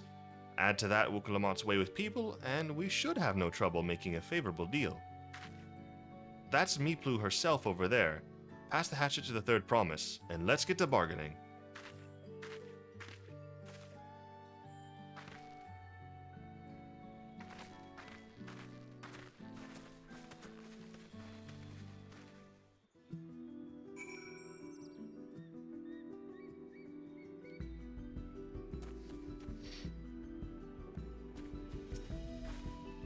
You have that little axe for me?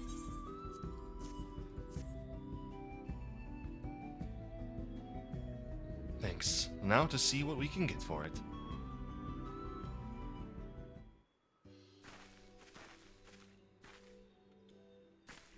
You're Miplu, the owner of these fields? I have a mind to trade, if you're interested. Well, the Third Promise. I might be convinced to entertain a proposal. What do you have on offer? This hatchet, forged by a seasonal artisan, the razor edge of this exceptional tool will make light work of your crops.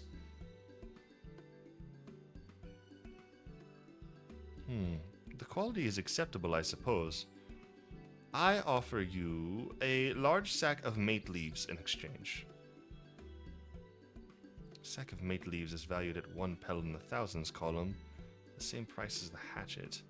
This deal would bring us no closer to the mezcal. If I may, Mr. Smiplu, it's harvesting season, is it not? Does not the demand for hatchets afford them a higher value? It is indeed the season, which is why I procured an ample batch of tools well in advance. We've missed the window for demand. In that case, we'll have to fall back on connections. Think of it this way. A generous deal here will put you in the third promise's good graces.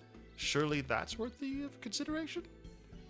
I do not wish to give offense, but I must tell you that I stand with the second promise. His innovations will improve every aspect of our lives, I believe, including farming, and I will no longer have need of hatchets. I assure you that I have nothing but respect for Wuk-Lamat. That is why I am prepared to purchase a spare hatchet at a fair price. I suppose it is fair, given your reasons, but we ourselves would be no better off for the transaction. How about this then? If we were to help bring in your harvest, would you give us a better deal? As a matter of fact, I would. Until Kona's reforms come about, I can always use more hands in the fields. Then you can go ahead and add our labor to the bargain.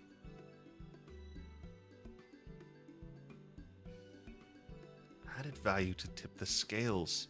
How could I have forgotten one of the most basic rules of trading? You can rest here if you like, Mablu. Akka and I have mate to gather. Mate? I'm gonna start saying mate. Weird the other way. Oh no, I'm helping too. Off to the fields then, and mind you pick the healthy leaves. I'll take 5 good bundles from each of you.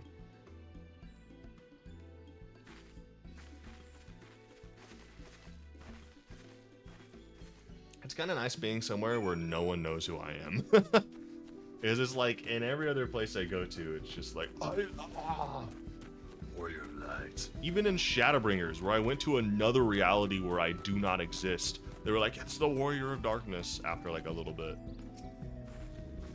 I wasn't sure Miplu would bite, but it goes to show that you never know unless you try.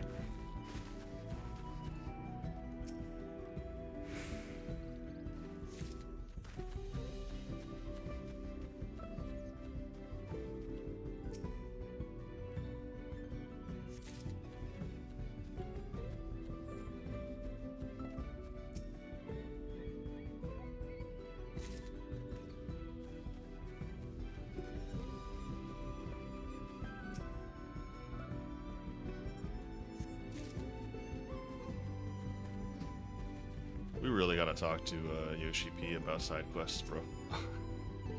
His side quests and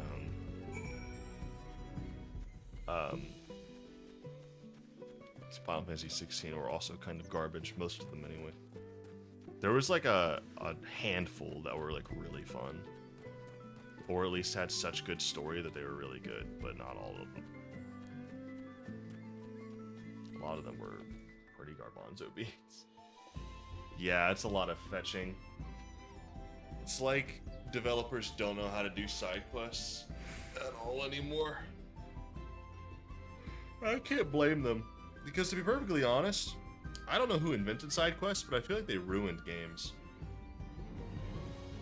to a certain extent, because some of them are fun, but once we moved from just like having mini games, it turned into like, let's have like 100,000 side quests, and like, what are we gonna do with those? Well, we'll have them be like tailing missions, fighting one mediocre like enemy, or like a handful of easy enemies, or we'll have them fetch things, and it's just like a click of a button, and you're just kind of like, okay, can I like actually do something with the abilities you've given me?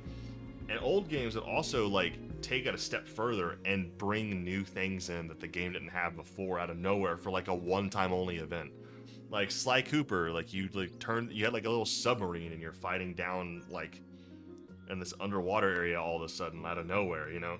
You're walking around Hyrule and some older Zelda games, and all of a sudden you're like having to shoot off the arrows. Even in Breath of the Wild, which I think suffers from the open world side quest problem a little bit, there are still like, hey, let's see how far you can go on like sliding on your shield down the side of a mountain or something. Like it still had stuff going on, and the shrines at least had like some interesting puzzles to them. But of course, Breath of the Wild still suffered from the simplicity of the Korok seats, which is definitely a problem in my opinion. But a lot of games just do this. I really wish they wouldn't. I just don't think it's necessary to have side quests. Unless you make an open world game, in which you need to have them. But if you're gonna do that, then you better be smart about like what that side quest gives the person if it's boring, and what they even have to do. Like I don't know. It's just an issue. You've brought me some leaves then.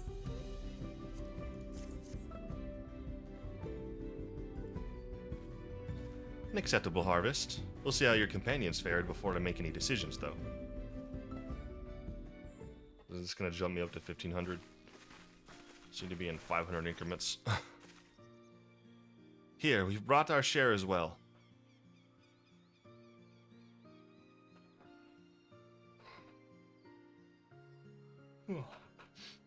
Thank you for the promise.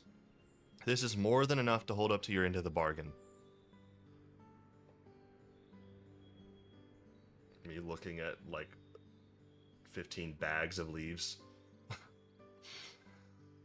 Now it's time to honor mine, after adding the value of your labor to the price of the hatchet. I am prepared to offer you a full sack of our highest grade mate leaves. Premium mate!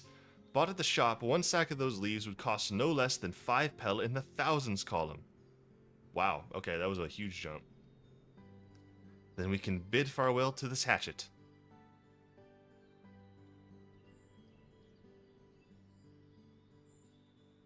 I'll give it a good home. Talk of the contest aside, I'm glad we could come to a mutually agreeable trade. As am I. All the best with the rest of your harvest.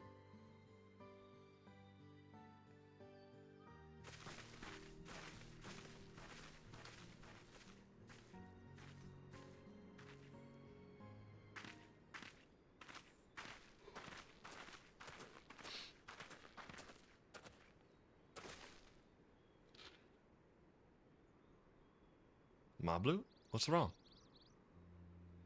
It's as I was saying before. Even after everything Tobli's done for me, I'm planning to abandon it all and become a merchant. But then I needed your help after forgetting a basic rule of trade. How can I expect Tobli to accept my decision then? Have you mentioned your plans to leave?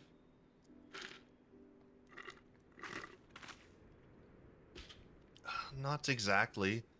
I wanted to prove I could succeed as a peddler before I declared my intentions.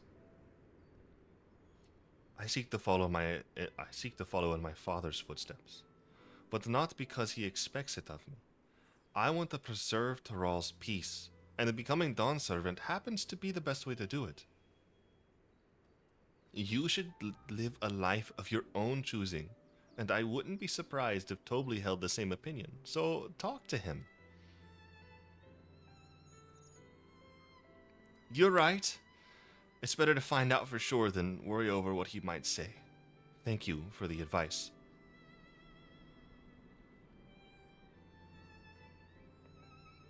But first, we have a saddle to buy.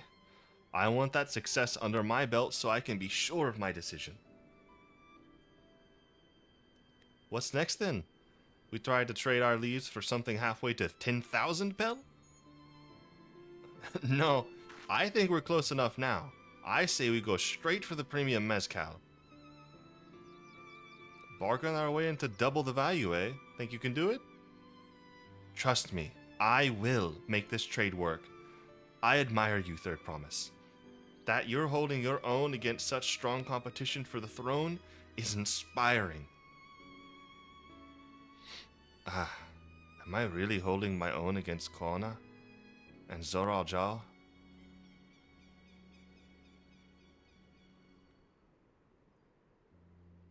I mean, of course I am. I'm Wuklamat of the Dawn's Promise, after all.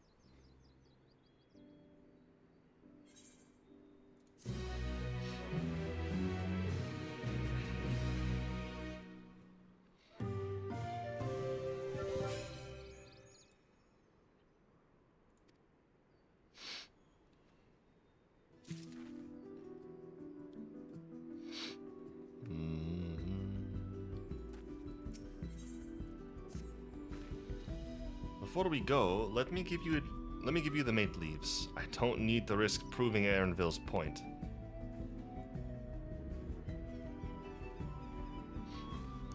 Ready then? Our next stop is the Mezcal distillery.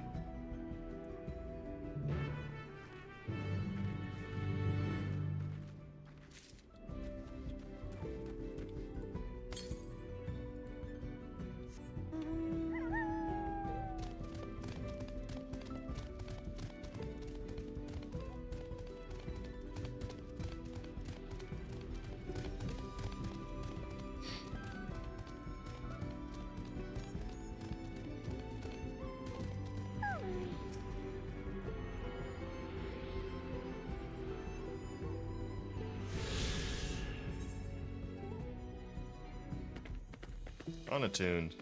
Did I forget to attune to it? Oh no! I forgot to attune to it. Curses. Well, we walk back.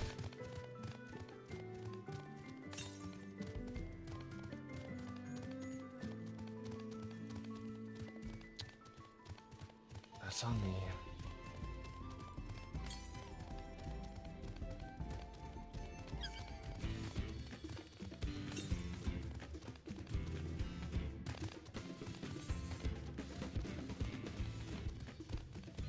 Let me see.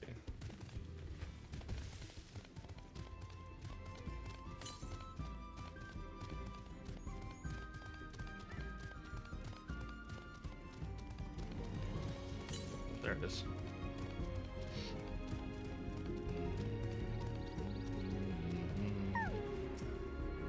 Ooh. Where's the gigantic mountain? Wow. Very nice.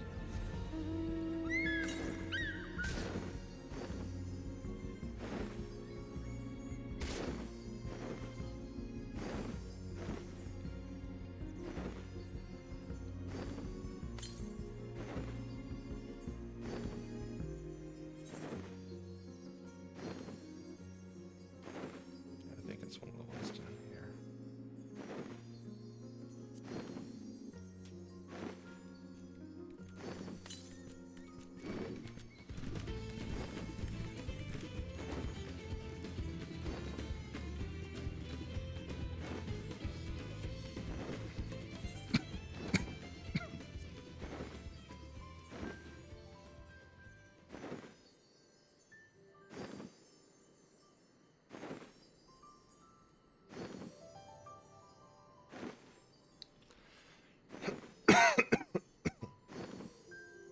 Yeah, so this is Yoctorol, which the other one is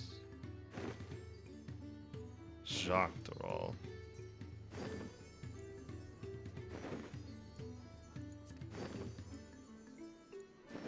And the even further southern area is not even, the northern area isn't even uncovered. Of course, there's this continent, southern continent, which we haven't been to.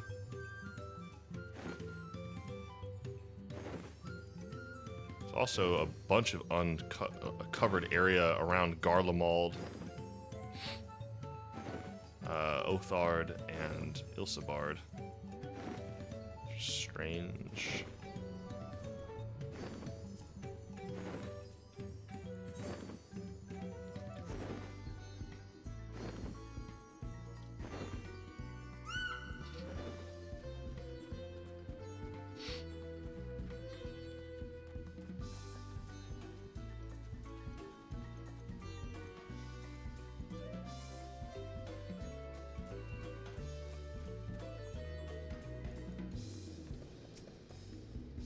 Ugh. The smell of mezcal is overpowering. The fumes alone are making me dizzy. We'll want to speak with a man by the name of Gobley. Even among his fellow distillers, he's regarded as a master of the craft. He knows the value of his product, so if we're going to convince him to trade for twice what the leaves are worth, we're going to need targeted information. That means asking around and taking in the gossip. If you could talk to the people here in the distillery, Akka, perhaps Wuklamot could do the same at the village entrance. Meanwhile, I'll head to the north side and see what I can learn. Sounds like a plan. Break.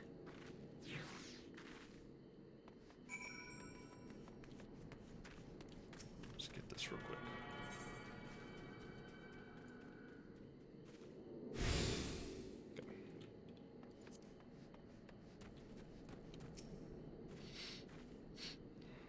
There's not much I can say about Gobley, but I can tell you what Gobley's been saying. The other day, he was muttering about monsters prowling around agave jaws. That's the field where they gather ingredients for the mezcal.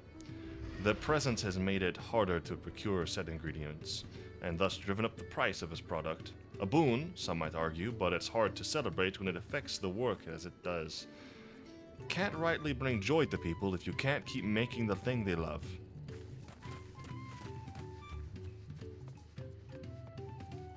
Souply. Gobley might be a deft hand at distilling, but he's got no sense when it comes to appearances. Rumor has it that he's been invited to the palace for business negotiations. If he presents himself to the court wearing his usual rumpled attire, he'll be laughed out of stone perch.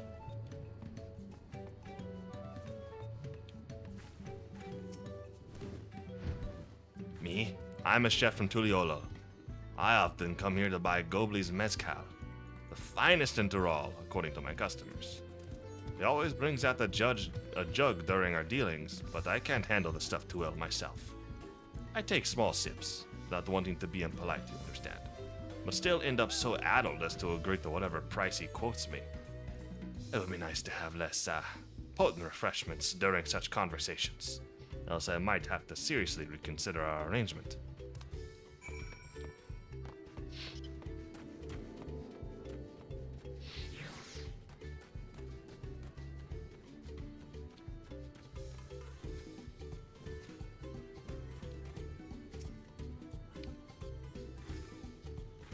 So, what did you find out? Oh, we can make use of all of those tidbits. The deal is as good as sealed. As for me, I found out where Gobley is working. There's a millstone at the top of the slope behind the distillery. You go on ahead, and I'll bring Wuklamat.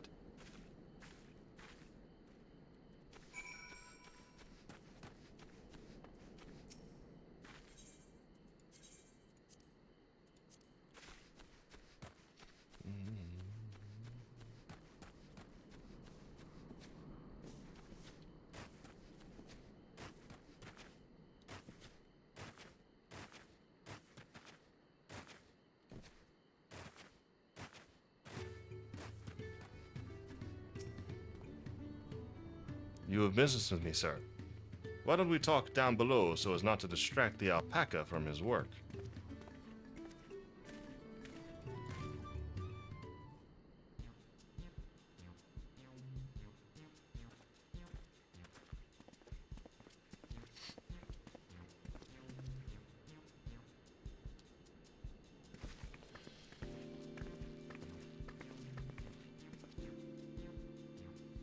Now, what's this about? Keep it brief, if you would. I'm a busy man. We're in the market for a 3-year-old jug of premium mezcal, assuming you have any on hand, that is. Ah, an excellent choice. I must warn you, though, it doesn't come cheap. We don't have Pel, but we can offer a sack of mate leaves in exchange. It's top-grade stuff, like the mezcal. No deal. Mate leaves are well and good, but I don't have any use for them.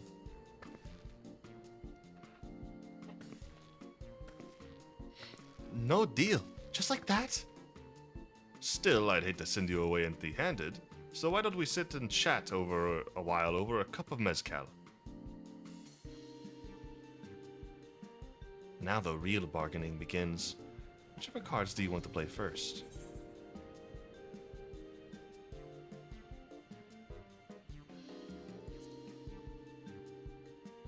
Start small. Beating monsters is easy. Let's hold on to that one. We need to consider our timing. Really? Okay.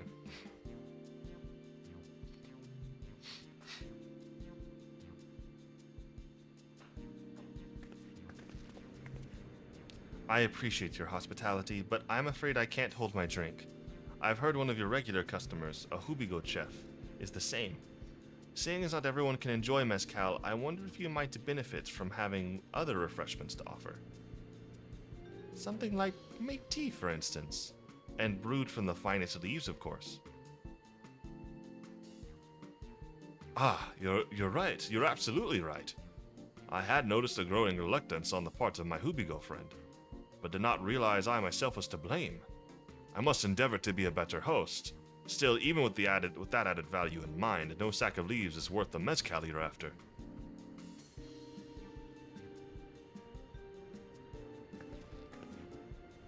Should we offer to cull the monsters causing them trouble?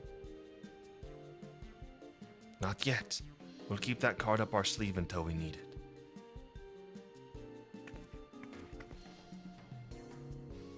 As I expect you're aware, the rite of succession is currently taking place. That's why the third promise has graced us with their presence.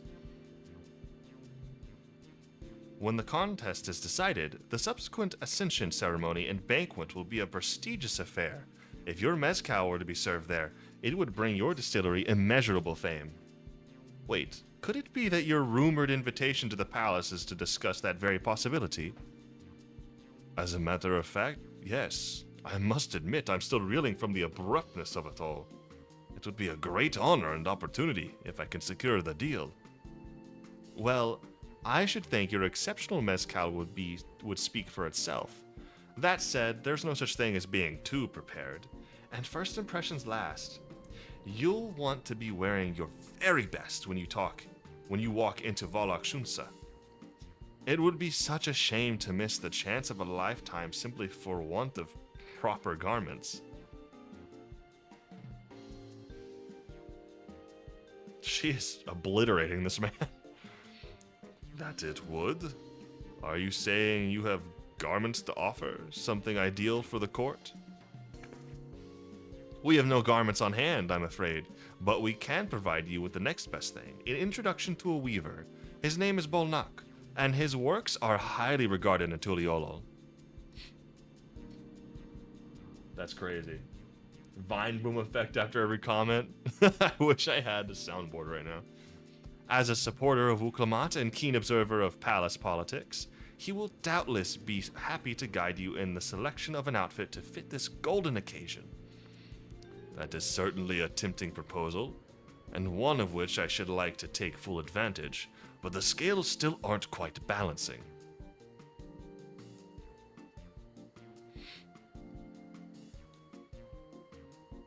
Say, weren't there monsters running amok in Agave Jaws? That's a problem we could easily solve for you. Truly, I would be most grateful for your immediate assistance. I was resigned to hiring sellswords to clear them out. Factoring in that saved expense and an introduction to a trusted weaver, this is shaping up to be a sound bargain. All right, you have a deal. Yes, I knew you'd come around. Give us a moment and Akka and I will take care of those prowling nuisances. In the meantime, I'll use the time to pen an introductory letter to Balnak. The fields you're looking for are just north of Wachunpelo. Be safe.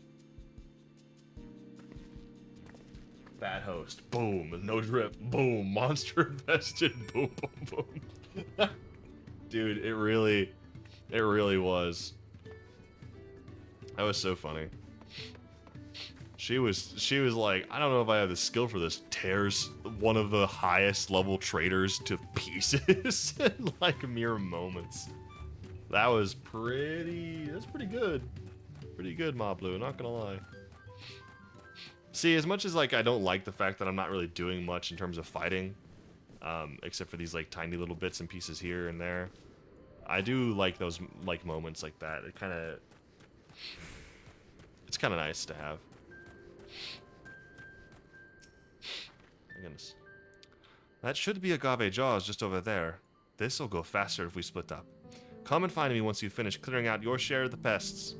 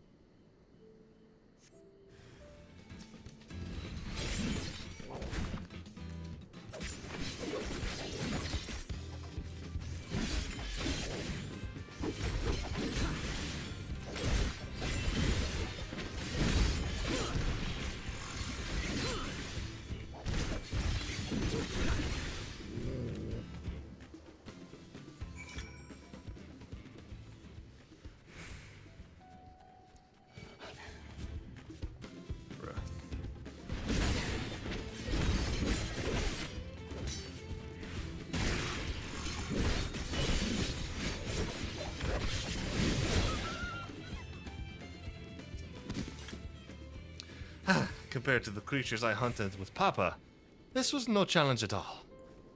Oh. Come on. Let's head back to the distillery. All that's left is to give Mablu the sack of leaves so she can seal the deal.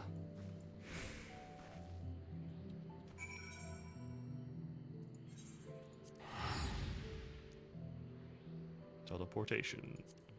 Faster than reloading.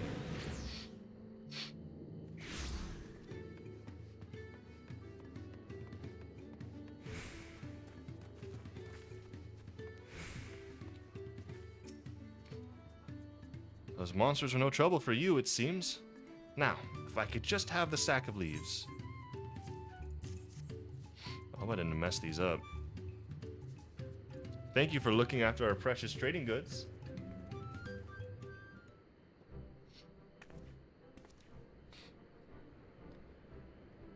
Your monster problem has been resolved, Master Gobbly.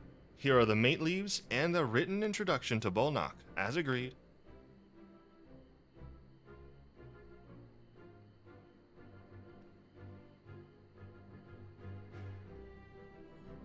Then the deal is done. Here, your jug of premium mezcal, aged 3 years. Please accept it with my compliments.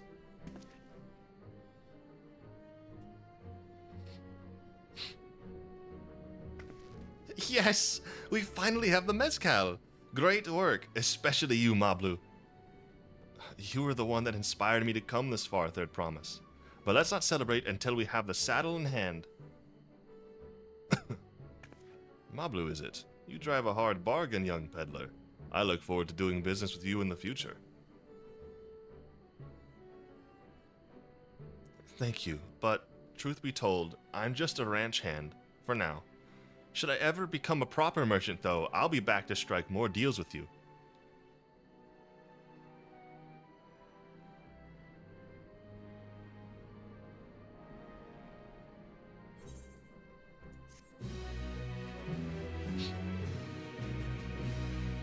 Yay!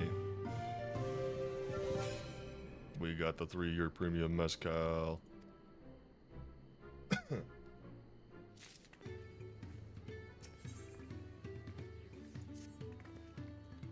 Even at the palace, I don't think I've held a 10,000 petal jug of anything before. My hands won't stop shaking. Here, you better hold on to it until we get to the saddle maker.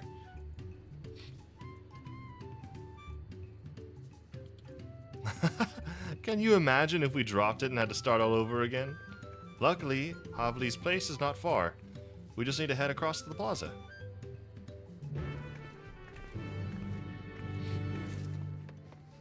Luckily, I have faced the most dangerous things in the universe, so I am not going to drop it out of fear or pressure.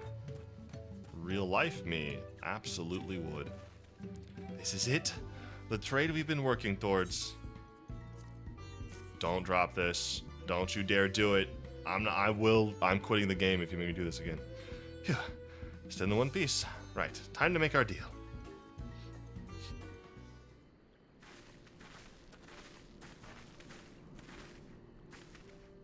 Get your tools ready, Saddler. We've brought your precious mezcal.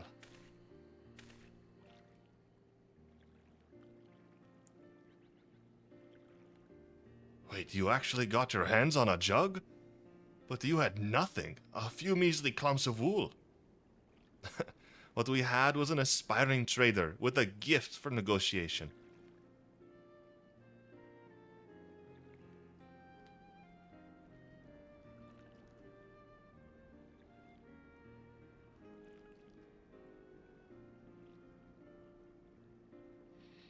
Although I'd sooner aid no claimant but Zoralja, I cannot go against the guiding principles of the Pelu Pelu. The trade is a fair one. I will craft your saddle, Third Promise. Great! Stay and wait if you like. I have all the requisite materials, so this won't take long.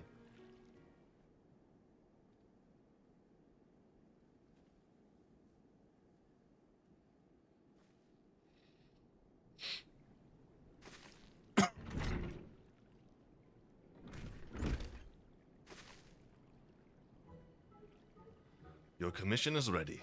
Catching a wild alpaca is never a simple affair, but you'll have an easier time of it with one of my saddles. Now, if you don't mind, I have other work that needs finishing. I can taste that smooth mezcal already.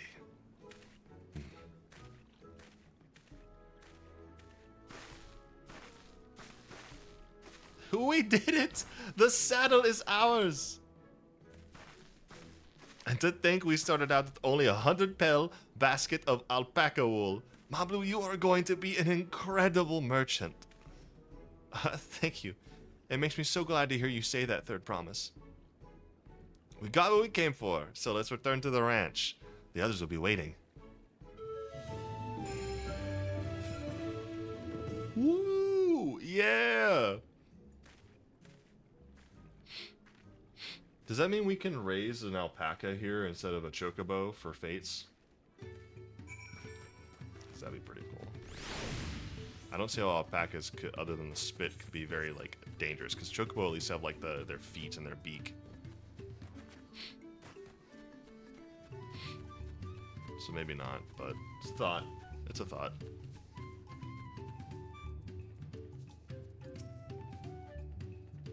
Tobley and Aronville have been teaching us how to care for alpacas. One gentle girl ate the feet straight from my hand. I made the mistake of startling one and caught a glob of spittle for my trouble, beginning to understand Wu Clamotte's aversion to the animals. You've been away for some time. I'm assuming trading was productive. Looks like everyone's been pitching in with the alpacas. Let's tell them the good news.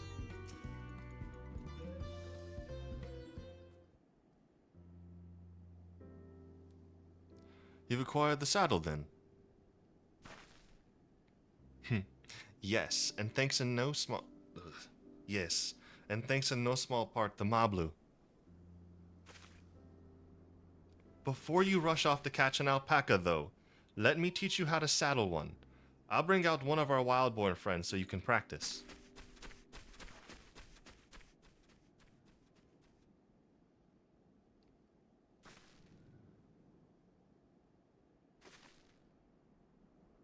I know, this is something I need to learn.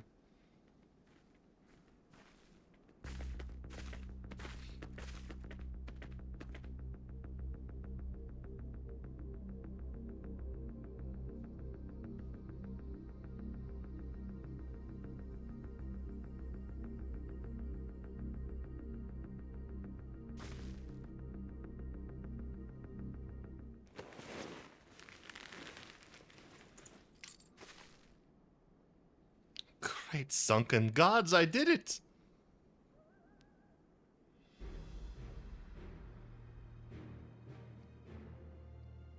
He hardly seems bothered, much less inclined to spit, as if he was completely accepting of Wuklamat's touch. That is because of the singular scent with which the saddle has been coated. Alpacas find it very soothing.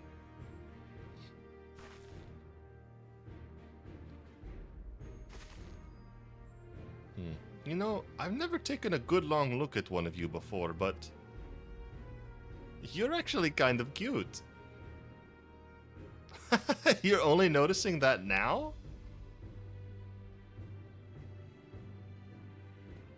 Sorolja, he's back. What the? Having done exactly what he set out to do. Why is it gold? What alpaca he brought? Is it just me or is it glowing? I've heard tales of such a beast. They say the golden alpaca lives a solitary existence deep in the valley, where it shuns the company of both man and its own kind.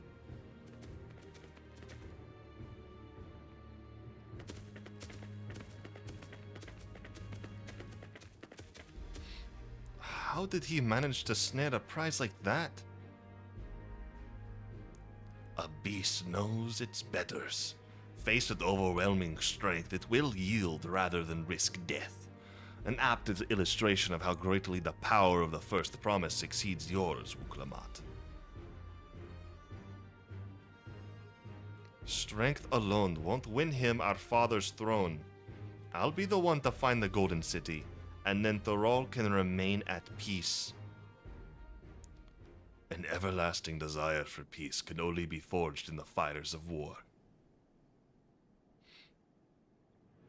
To unite as one, the people must be taught.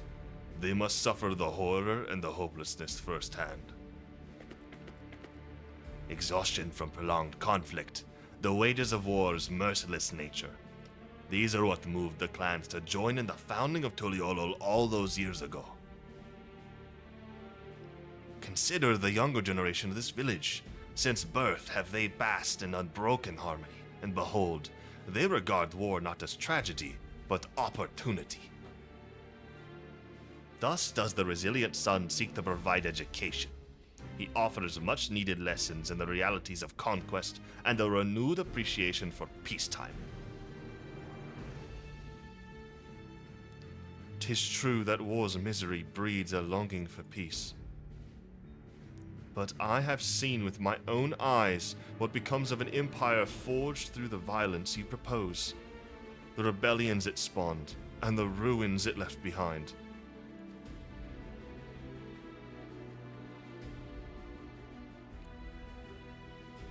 The Garlean Empire was a congregation of simpletons.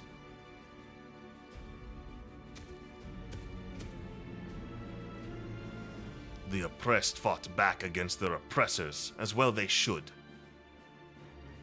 Men are not beasts. Only a fool would seek to rule over all with the threat of force alone. This is why Galuljaja did not elevate the Mamulja. That's why he treated all clans with equal respect. However, the first promise has his gaze fixed upon the more distant horizons. He would unite not only Tuliolol, but the star in its entirety. What? Why? I need not explain myself to you.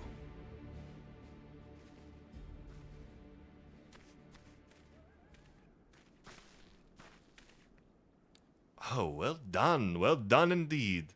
The first promise has completed the feat of gold with an appropriately golden flourish.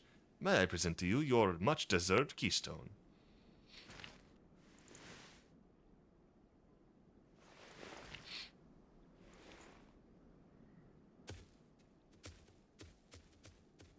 I am curious as to why he thinks he needs to do that. He's always been like that, never sharing his innermost thoughts with me or even Kona. It's like we're not even family.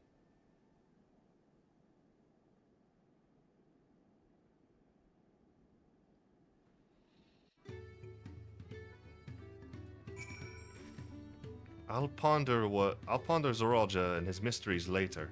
Right now, I need to think about finishing the feat of gold. I have my saddle, I've practiced how to use it, so lead on to where the wild alpacas roam. The valley of Orunkanka is northwest of here. Come on, everyone. Even if we can't enter ourselves, we can see Wuklamat off on our hunt. I was kind of hoping she would just go do it and we'd cut to when she was done. If I'm being perfectly honest. I don't really care. Sorry. There is no time limit on these gauges whatsoever, is there? Not even cutscenes removed them. Well, I guess it wasn't a full cutscene. As invoiced. Yeah, I'm curious about Zoralja, because Zoralja is like... What's your guys' deal?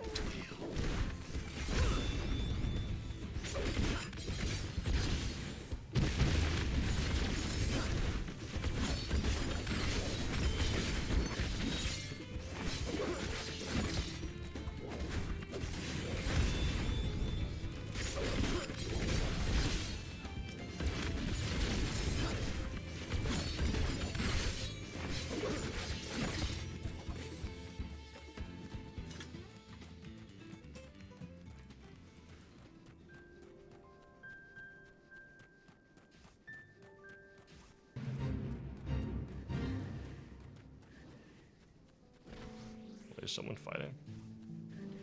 Oh, I think they died. Never mind. I think that Chocobo was just left over. Well, rest in peace that person.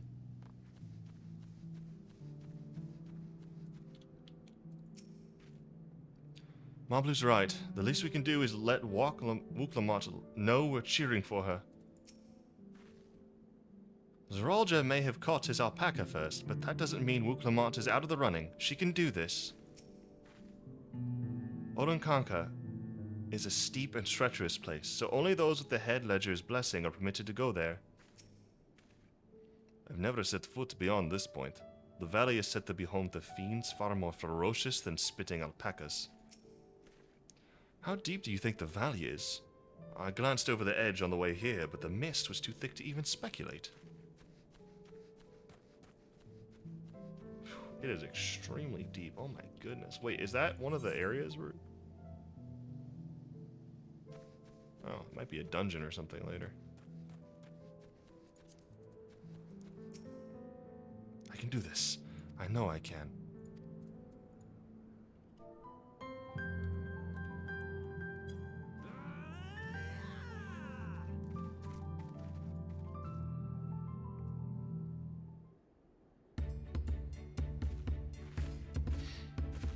Good luck there, Promise! Thanks. I'll need it. Truth be told, still not sure about alpacas. I'd rather not go near one if I can help it. But I'm to rule this nation, and I'll need to learn how to live with them. Tural is their home too.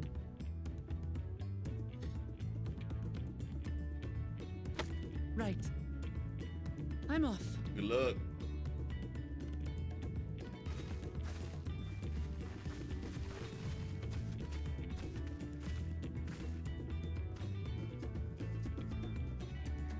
So, shall we head back to the ranch, or...?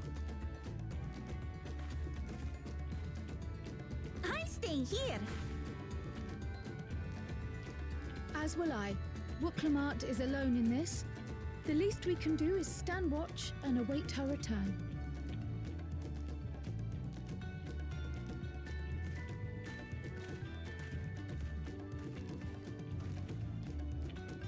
It may be a while yet.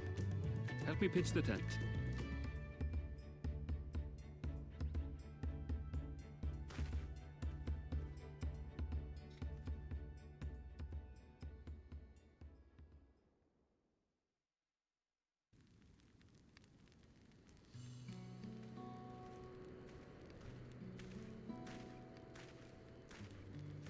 Trust a gleaner to come prepared for anything.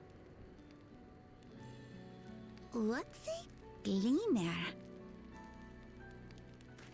Someone whose job it is to travel the world and procure uncommon things for their employers. Erenville specializes in finding animals, I believe.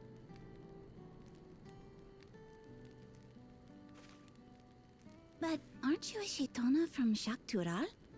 Why did you cross the salt?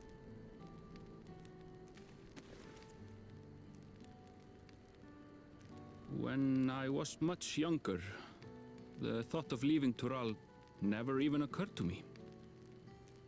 But then, some years ago, my mentor tasked me with a difficult hunt. Something I could never find, she said, so long as I clung to the familiar. She suggested that I leave home, leave Tural, and join the Gleaners of Sharlian. As one of their number, I could experience the world, immerse myself in myriad cultures and customs, see the many faces of nature. And once I had learned what is truly important, I would find that which I seek. My younger self took those words to heart, and off I went to become a gleaner. Her words alone moved you to leave behind everything you'd ever known? You must have great respect for your mentor. As it happens, gleaner work was much to my liking, and I all but forgot why I had pursued it in the first place. Yet, events conspired to put me back on the trail I'd abandoned. Wait, are you saying you were tasked with finding the City of Gold? I was. And though my hunt is now entangled with the right of succession, I mean to see it through. Well then, I understand completely. We all have our reasons for seeking the Golden City. Which is all the more reason for us to work together. Just so.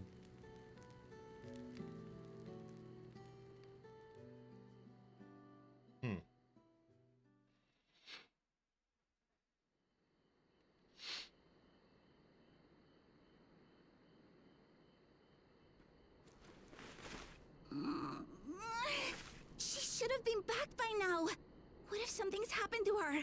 We need to tell Tobli and arrange a search party. Wait. Do you hear that?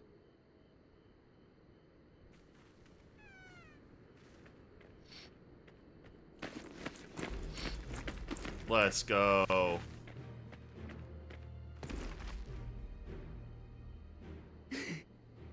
I did it.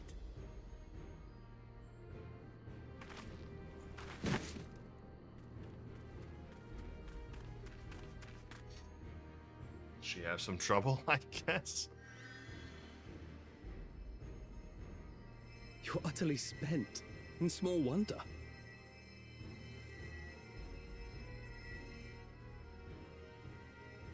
Well done, Third Promise.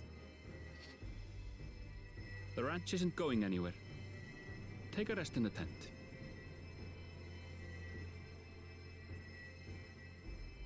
I think I will. Thank you all for believing in me.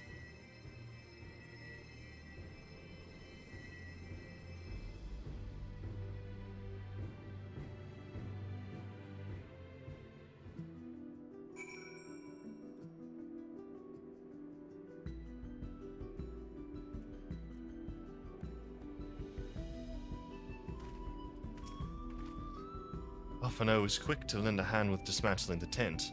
Is this to be his new obsession now that he's mastered collecting firewood? What? Why are you bullying this man? We're out here for quite some time, but I'm glad Wuklamot was able to capture our alpaca, and Erenville choosing to share his story with us was a welcome surprise.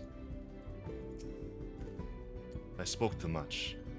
If Wuklamot is up to it, we should be heading back to Tobli. Wuklamot has no serious injuries to speak of. However, she had clearly been pushed to the very limits of her endurance. Thanks to Alphino and his healing hands, I can actually stand again, maybe even walk. I'm so relieved the third promise came back to us safely. And the alpaca she tamed is a healthy-looking beast. Surely this will be enough to satisfy the feet of gold.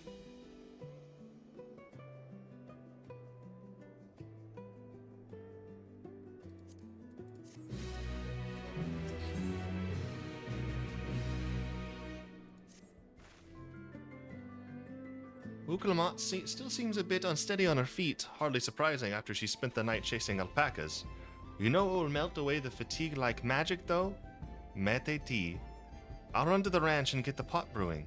That way you can take your time, and the tea will be ready when you arrive.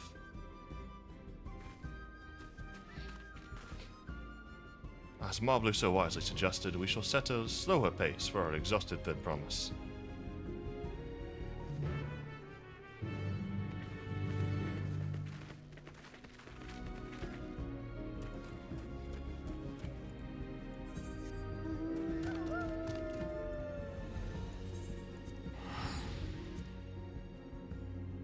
I'm assuming we're going up to that mountain for something, or down to the valley, or both.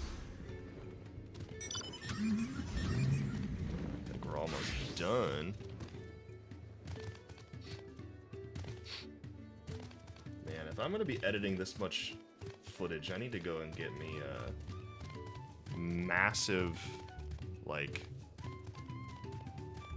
hard drive to put all the footage on. Came back ahead of the others, did you? I should hurry along with the tea, then Wukalamat can't be that far behind. I said that wrong. Cold reads, I tell you.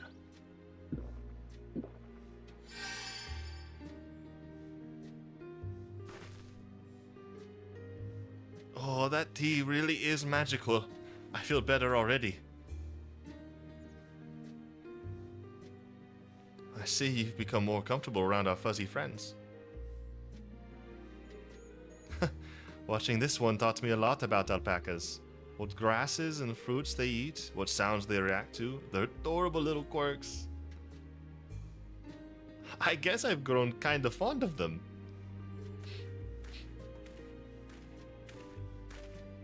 Welcome back, third promise. Accomplished the feat of gold, had you?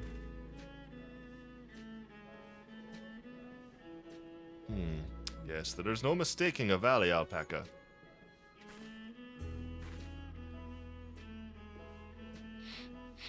I commend you on your success. Well done. Yes, we did it!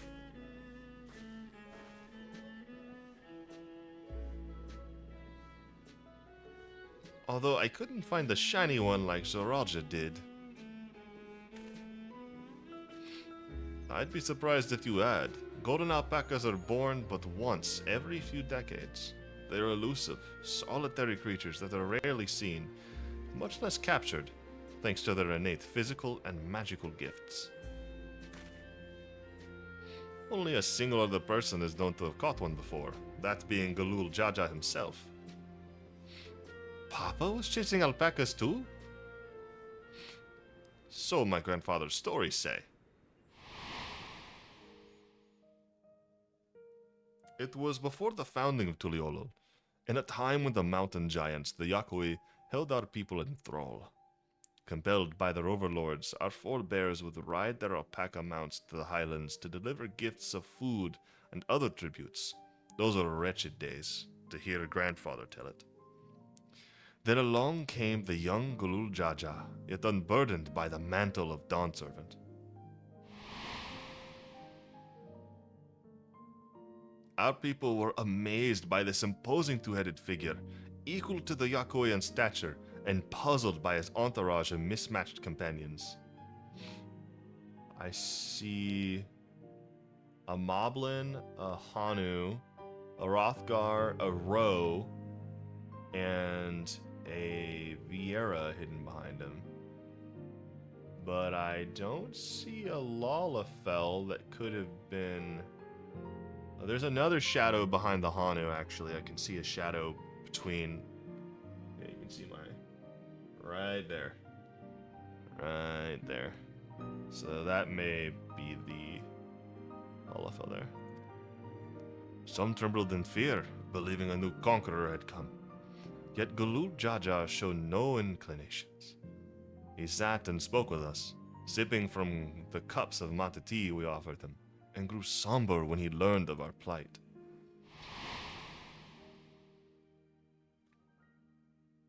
None could have anticipated what their visitor decided to do next. Gulul Jaja ascended the cliffs to face the giants and freed the Pelu Pelu from the Yakoi subjugation.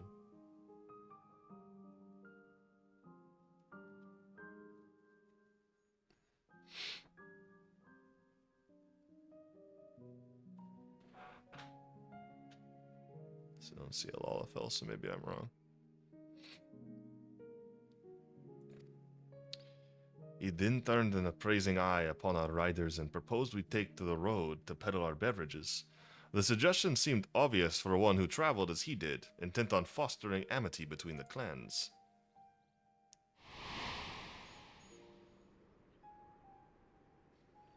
So it was that a few words from Gulul Jaja transformed us into a clan of itinerant merchants.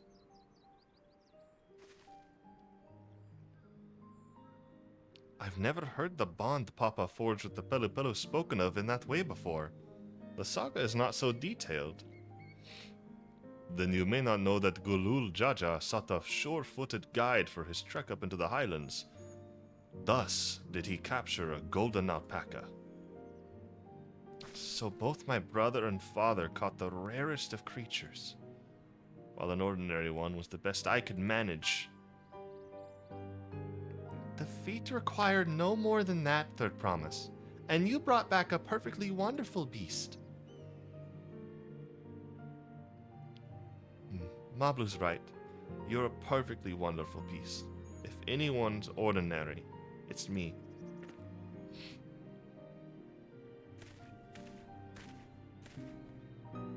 Not only did you accomplish the feat of gold, you also made many trades and brought joy to many people in true Pelu Pelu fashion. I sorely doubt your sibling could have achieved the same result. You should be proud of the accomplishments which earned you your keystone. Here.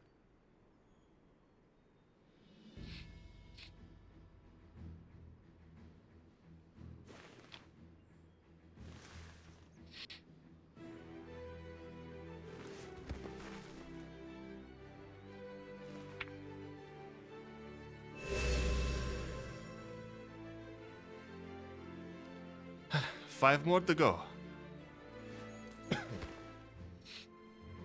You're well on your way, Third Promise.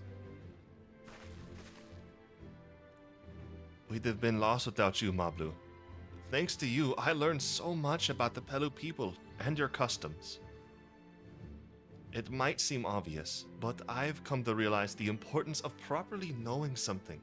It was because I didn't understand alpacas that I was uncomfortable around them. I'm thankful to you as well, Wuklamant. You've given me the courage to say what I wasn't sure I could ever say.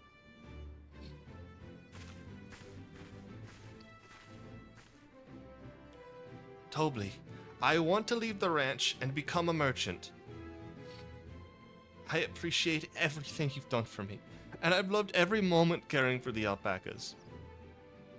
But this is something I need to do. I need to walk my own path and make my own trades.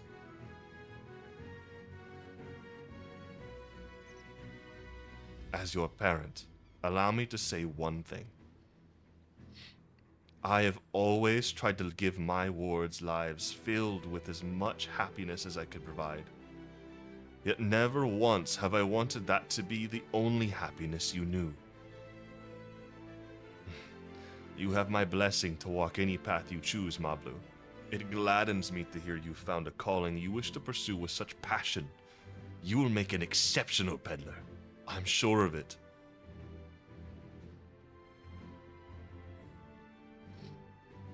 Thank you, Tobli.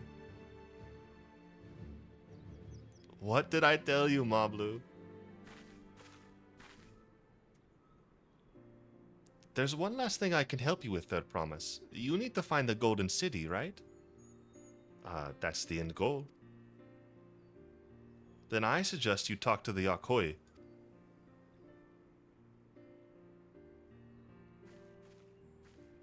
They once ruled over far more than just Urko Pacha and the Pelu Pelu. 1,000 years ago, they were the overlords of Yaktaral and all its peoples. During that era, the Pelu Pelu were commanded to search for a city of gold. They scoured every corner of the continent, but never found any trace of that fabled place. But if they didn't find anything, what could the Yakoi have to tell us? They may not have found it, but the fact that they thought to look for it at all makes me curious. Perhaps there's value in delving into how the legend originated.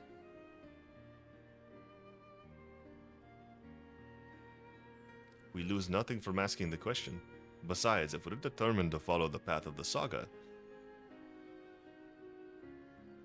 we'll be visiting the giants eventually.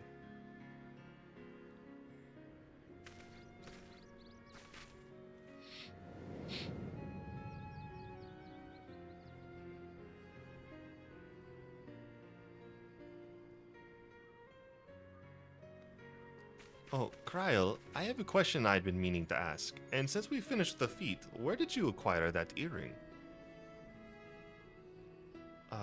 My earring? Do you recognize it? Yes, pieces just like it first became fashionable in Yaktaral around 20 years ago. Since then, it's become common to wear one as a charm for safe travel. 20 years ago? Right about the time my grandfather made his journey. Yet the Dawn servants implied the earring was connected to the Golden City in some way. Surely there was more to its significance than simple fashion. If you want to know how it first came to be crafted, I could try to find out, seeing as it's a regular seller for many merchants. I'm curious to learn about it myself. I would appreciate that very much, thank you. Jumping feet first into the peddler business, eh, Mablu?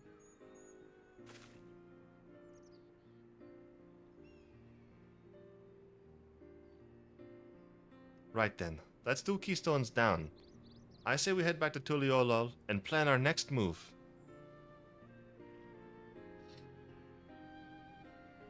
Farewell for now, and thanks for all your help. I will become Dawn Servant. So make sure you set aside your best mezcal for the occasion.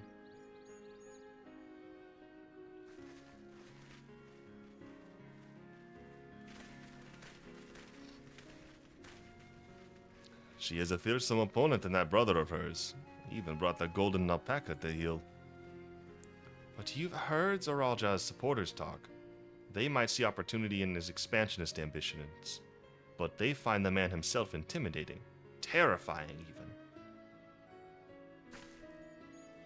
Whereas I've grown to love Wuklamat. Everyone she meets will come to love her too. And that's why she'll win the throne. You might be right, Mablu. You might be right.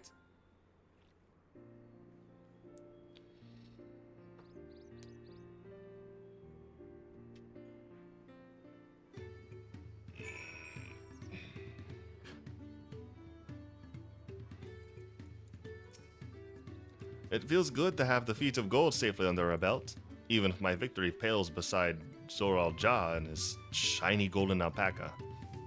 I know I shouldn't let it bother me, and gods know you've all been so supportive, but I want to be strong or wise like my brothers, to be a promise that people respect.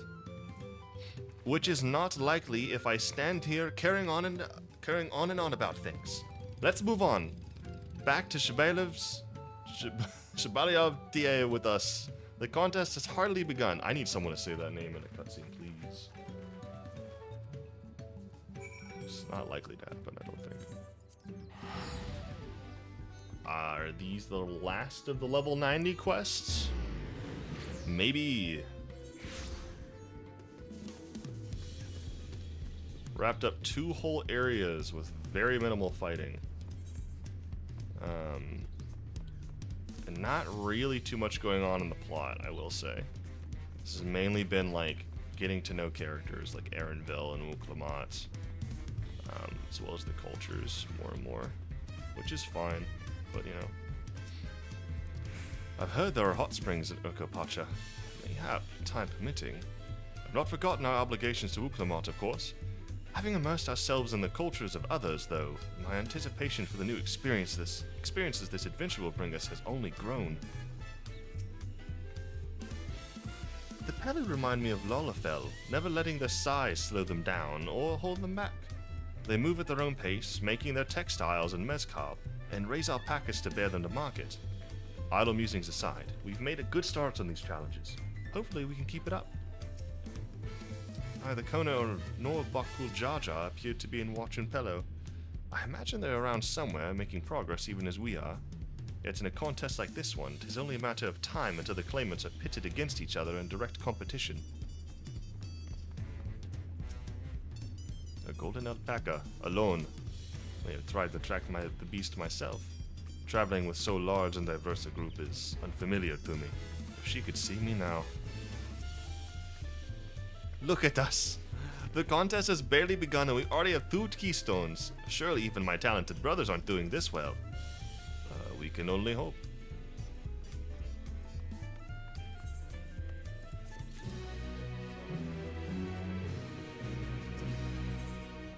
Level 91, yep. Alright. It's the end of that. What time is it? 6:36? Good stream. Thank you so much to anyone who is watching. I saw a couple people pop in and pop out, and I've had a good number of viewers so far this stream. Silent. A couple of those might actually, well, at least one of them is probably just me, because I have my Twitch stream up. I don't know if that counts since I'm already logged in on my account, but I don't know if Twitch's numbers works. Exactly. But anyway, point being, this was a fun stream, and I'm glad to everyone who stopped by, and I sincerely hope that people will keep stopping by. We will tackle the level 91 quest some other time. It might be a little bit before I stream again, just because I want to take the time to actually set up a stream that's not going to have a million other problems, and looks a little better than right now. So it could be a good few days before I hop onto the story again. But whenever I get around to it, we will head off in the direction of the level 91 and level 92 quests. So I will see you guys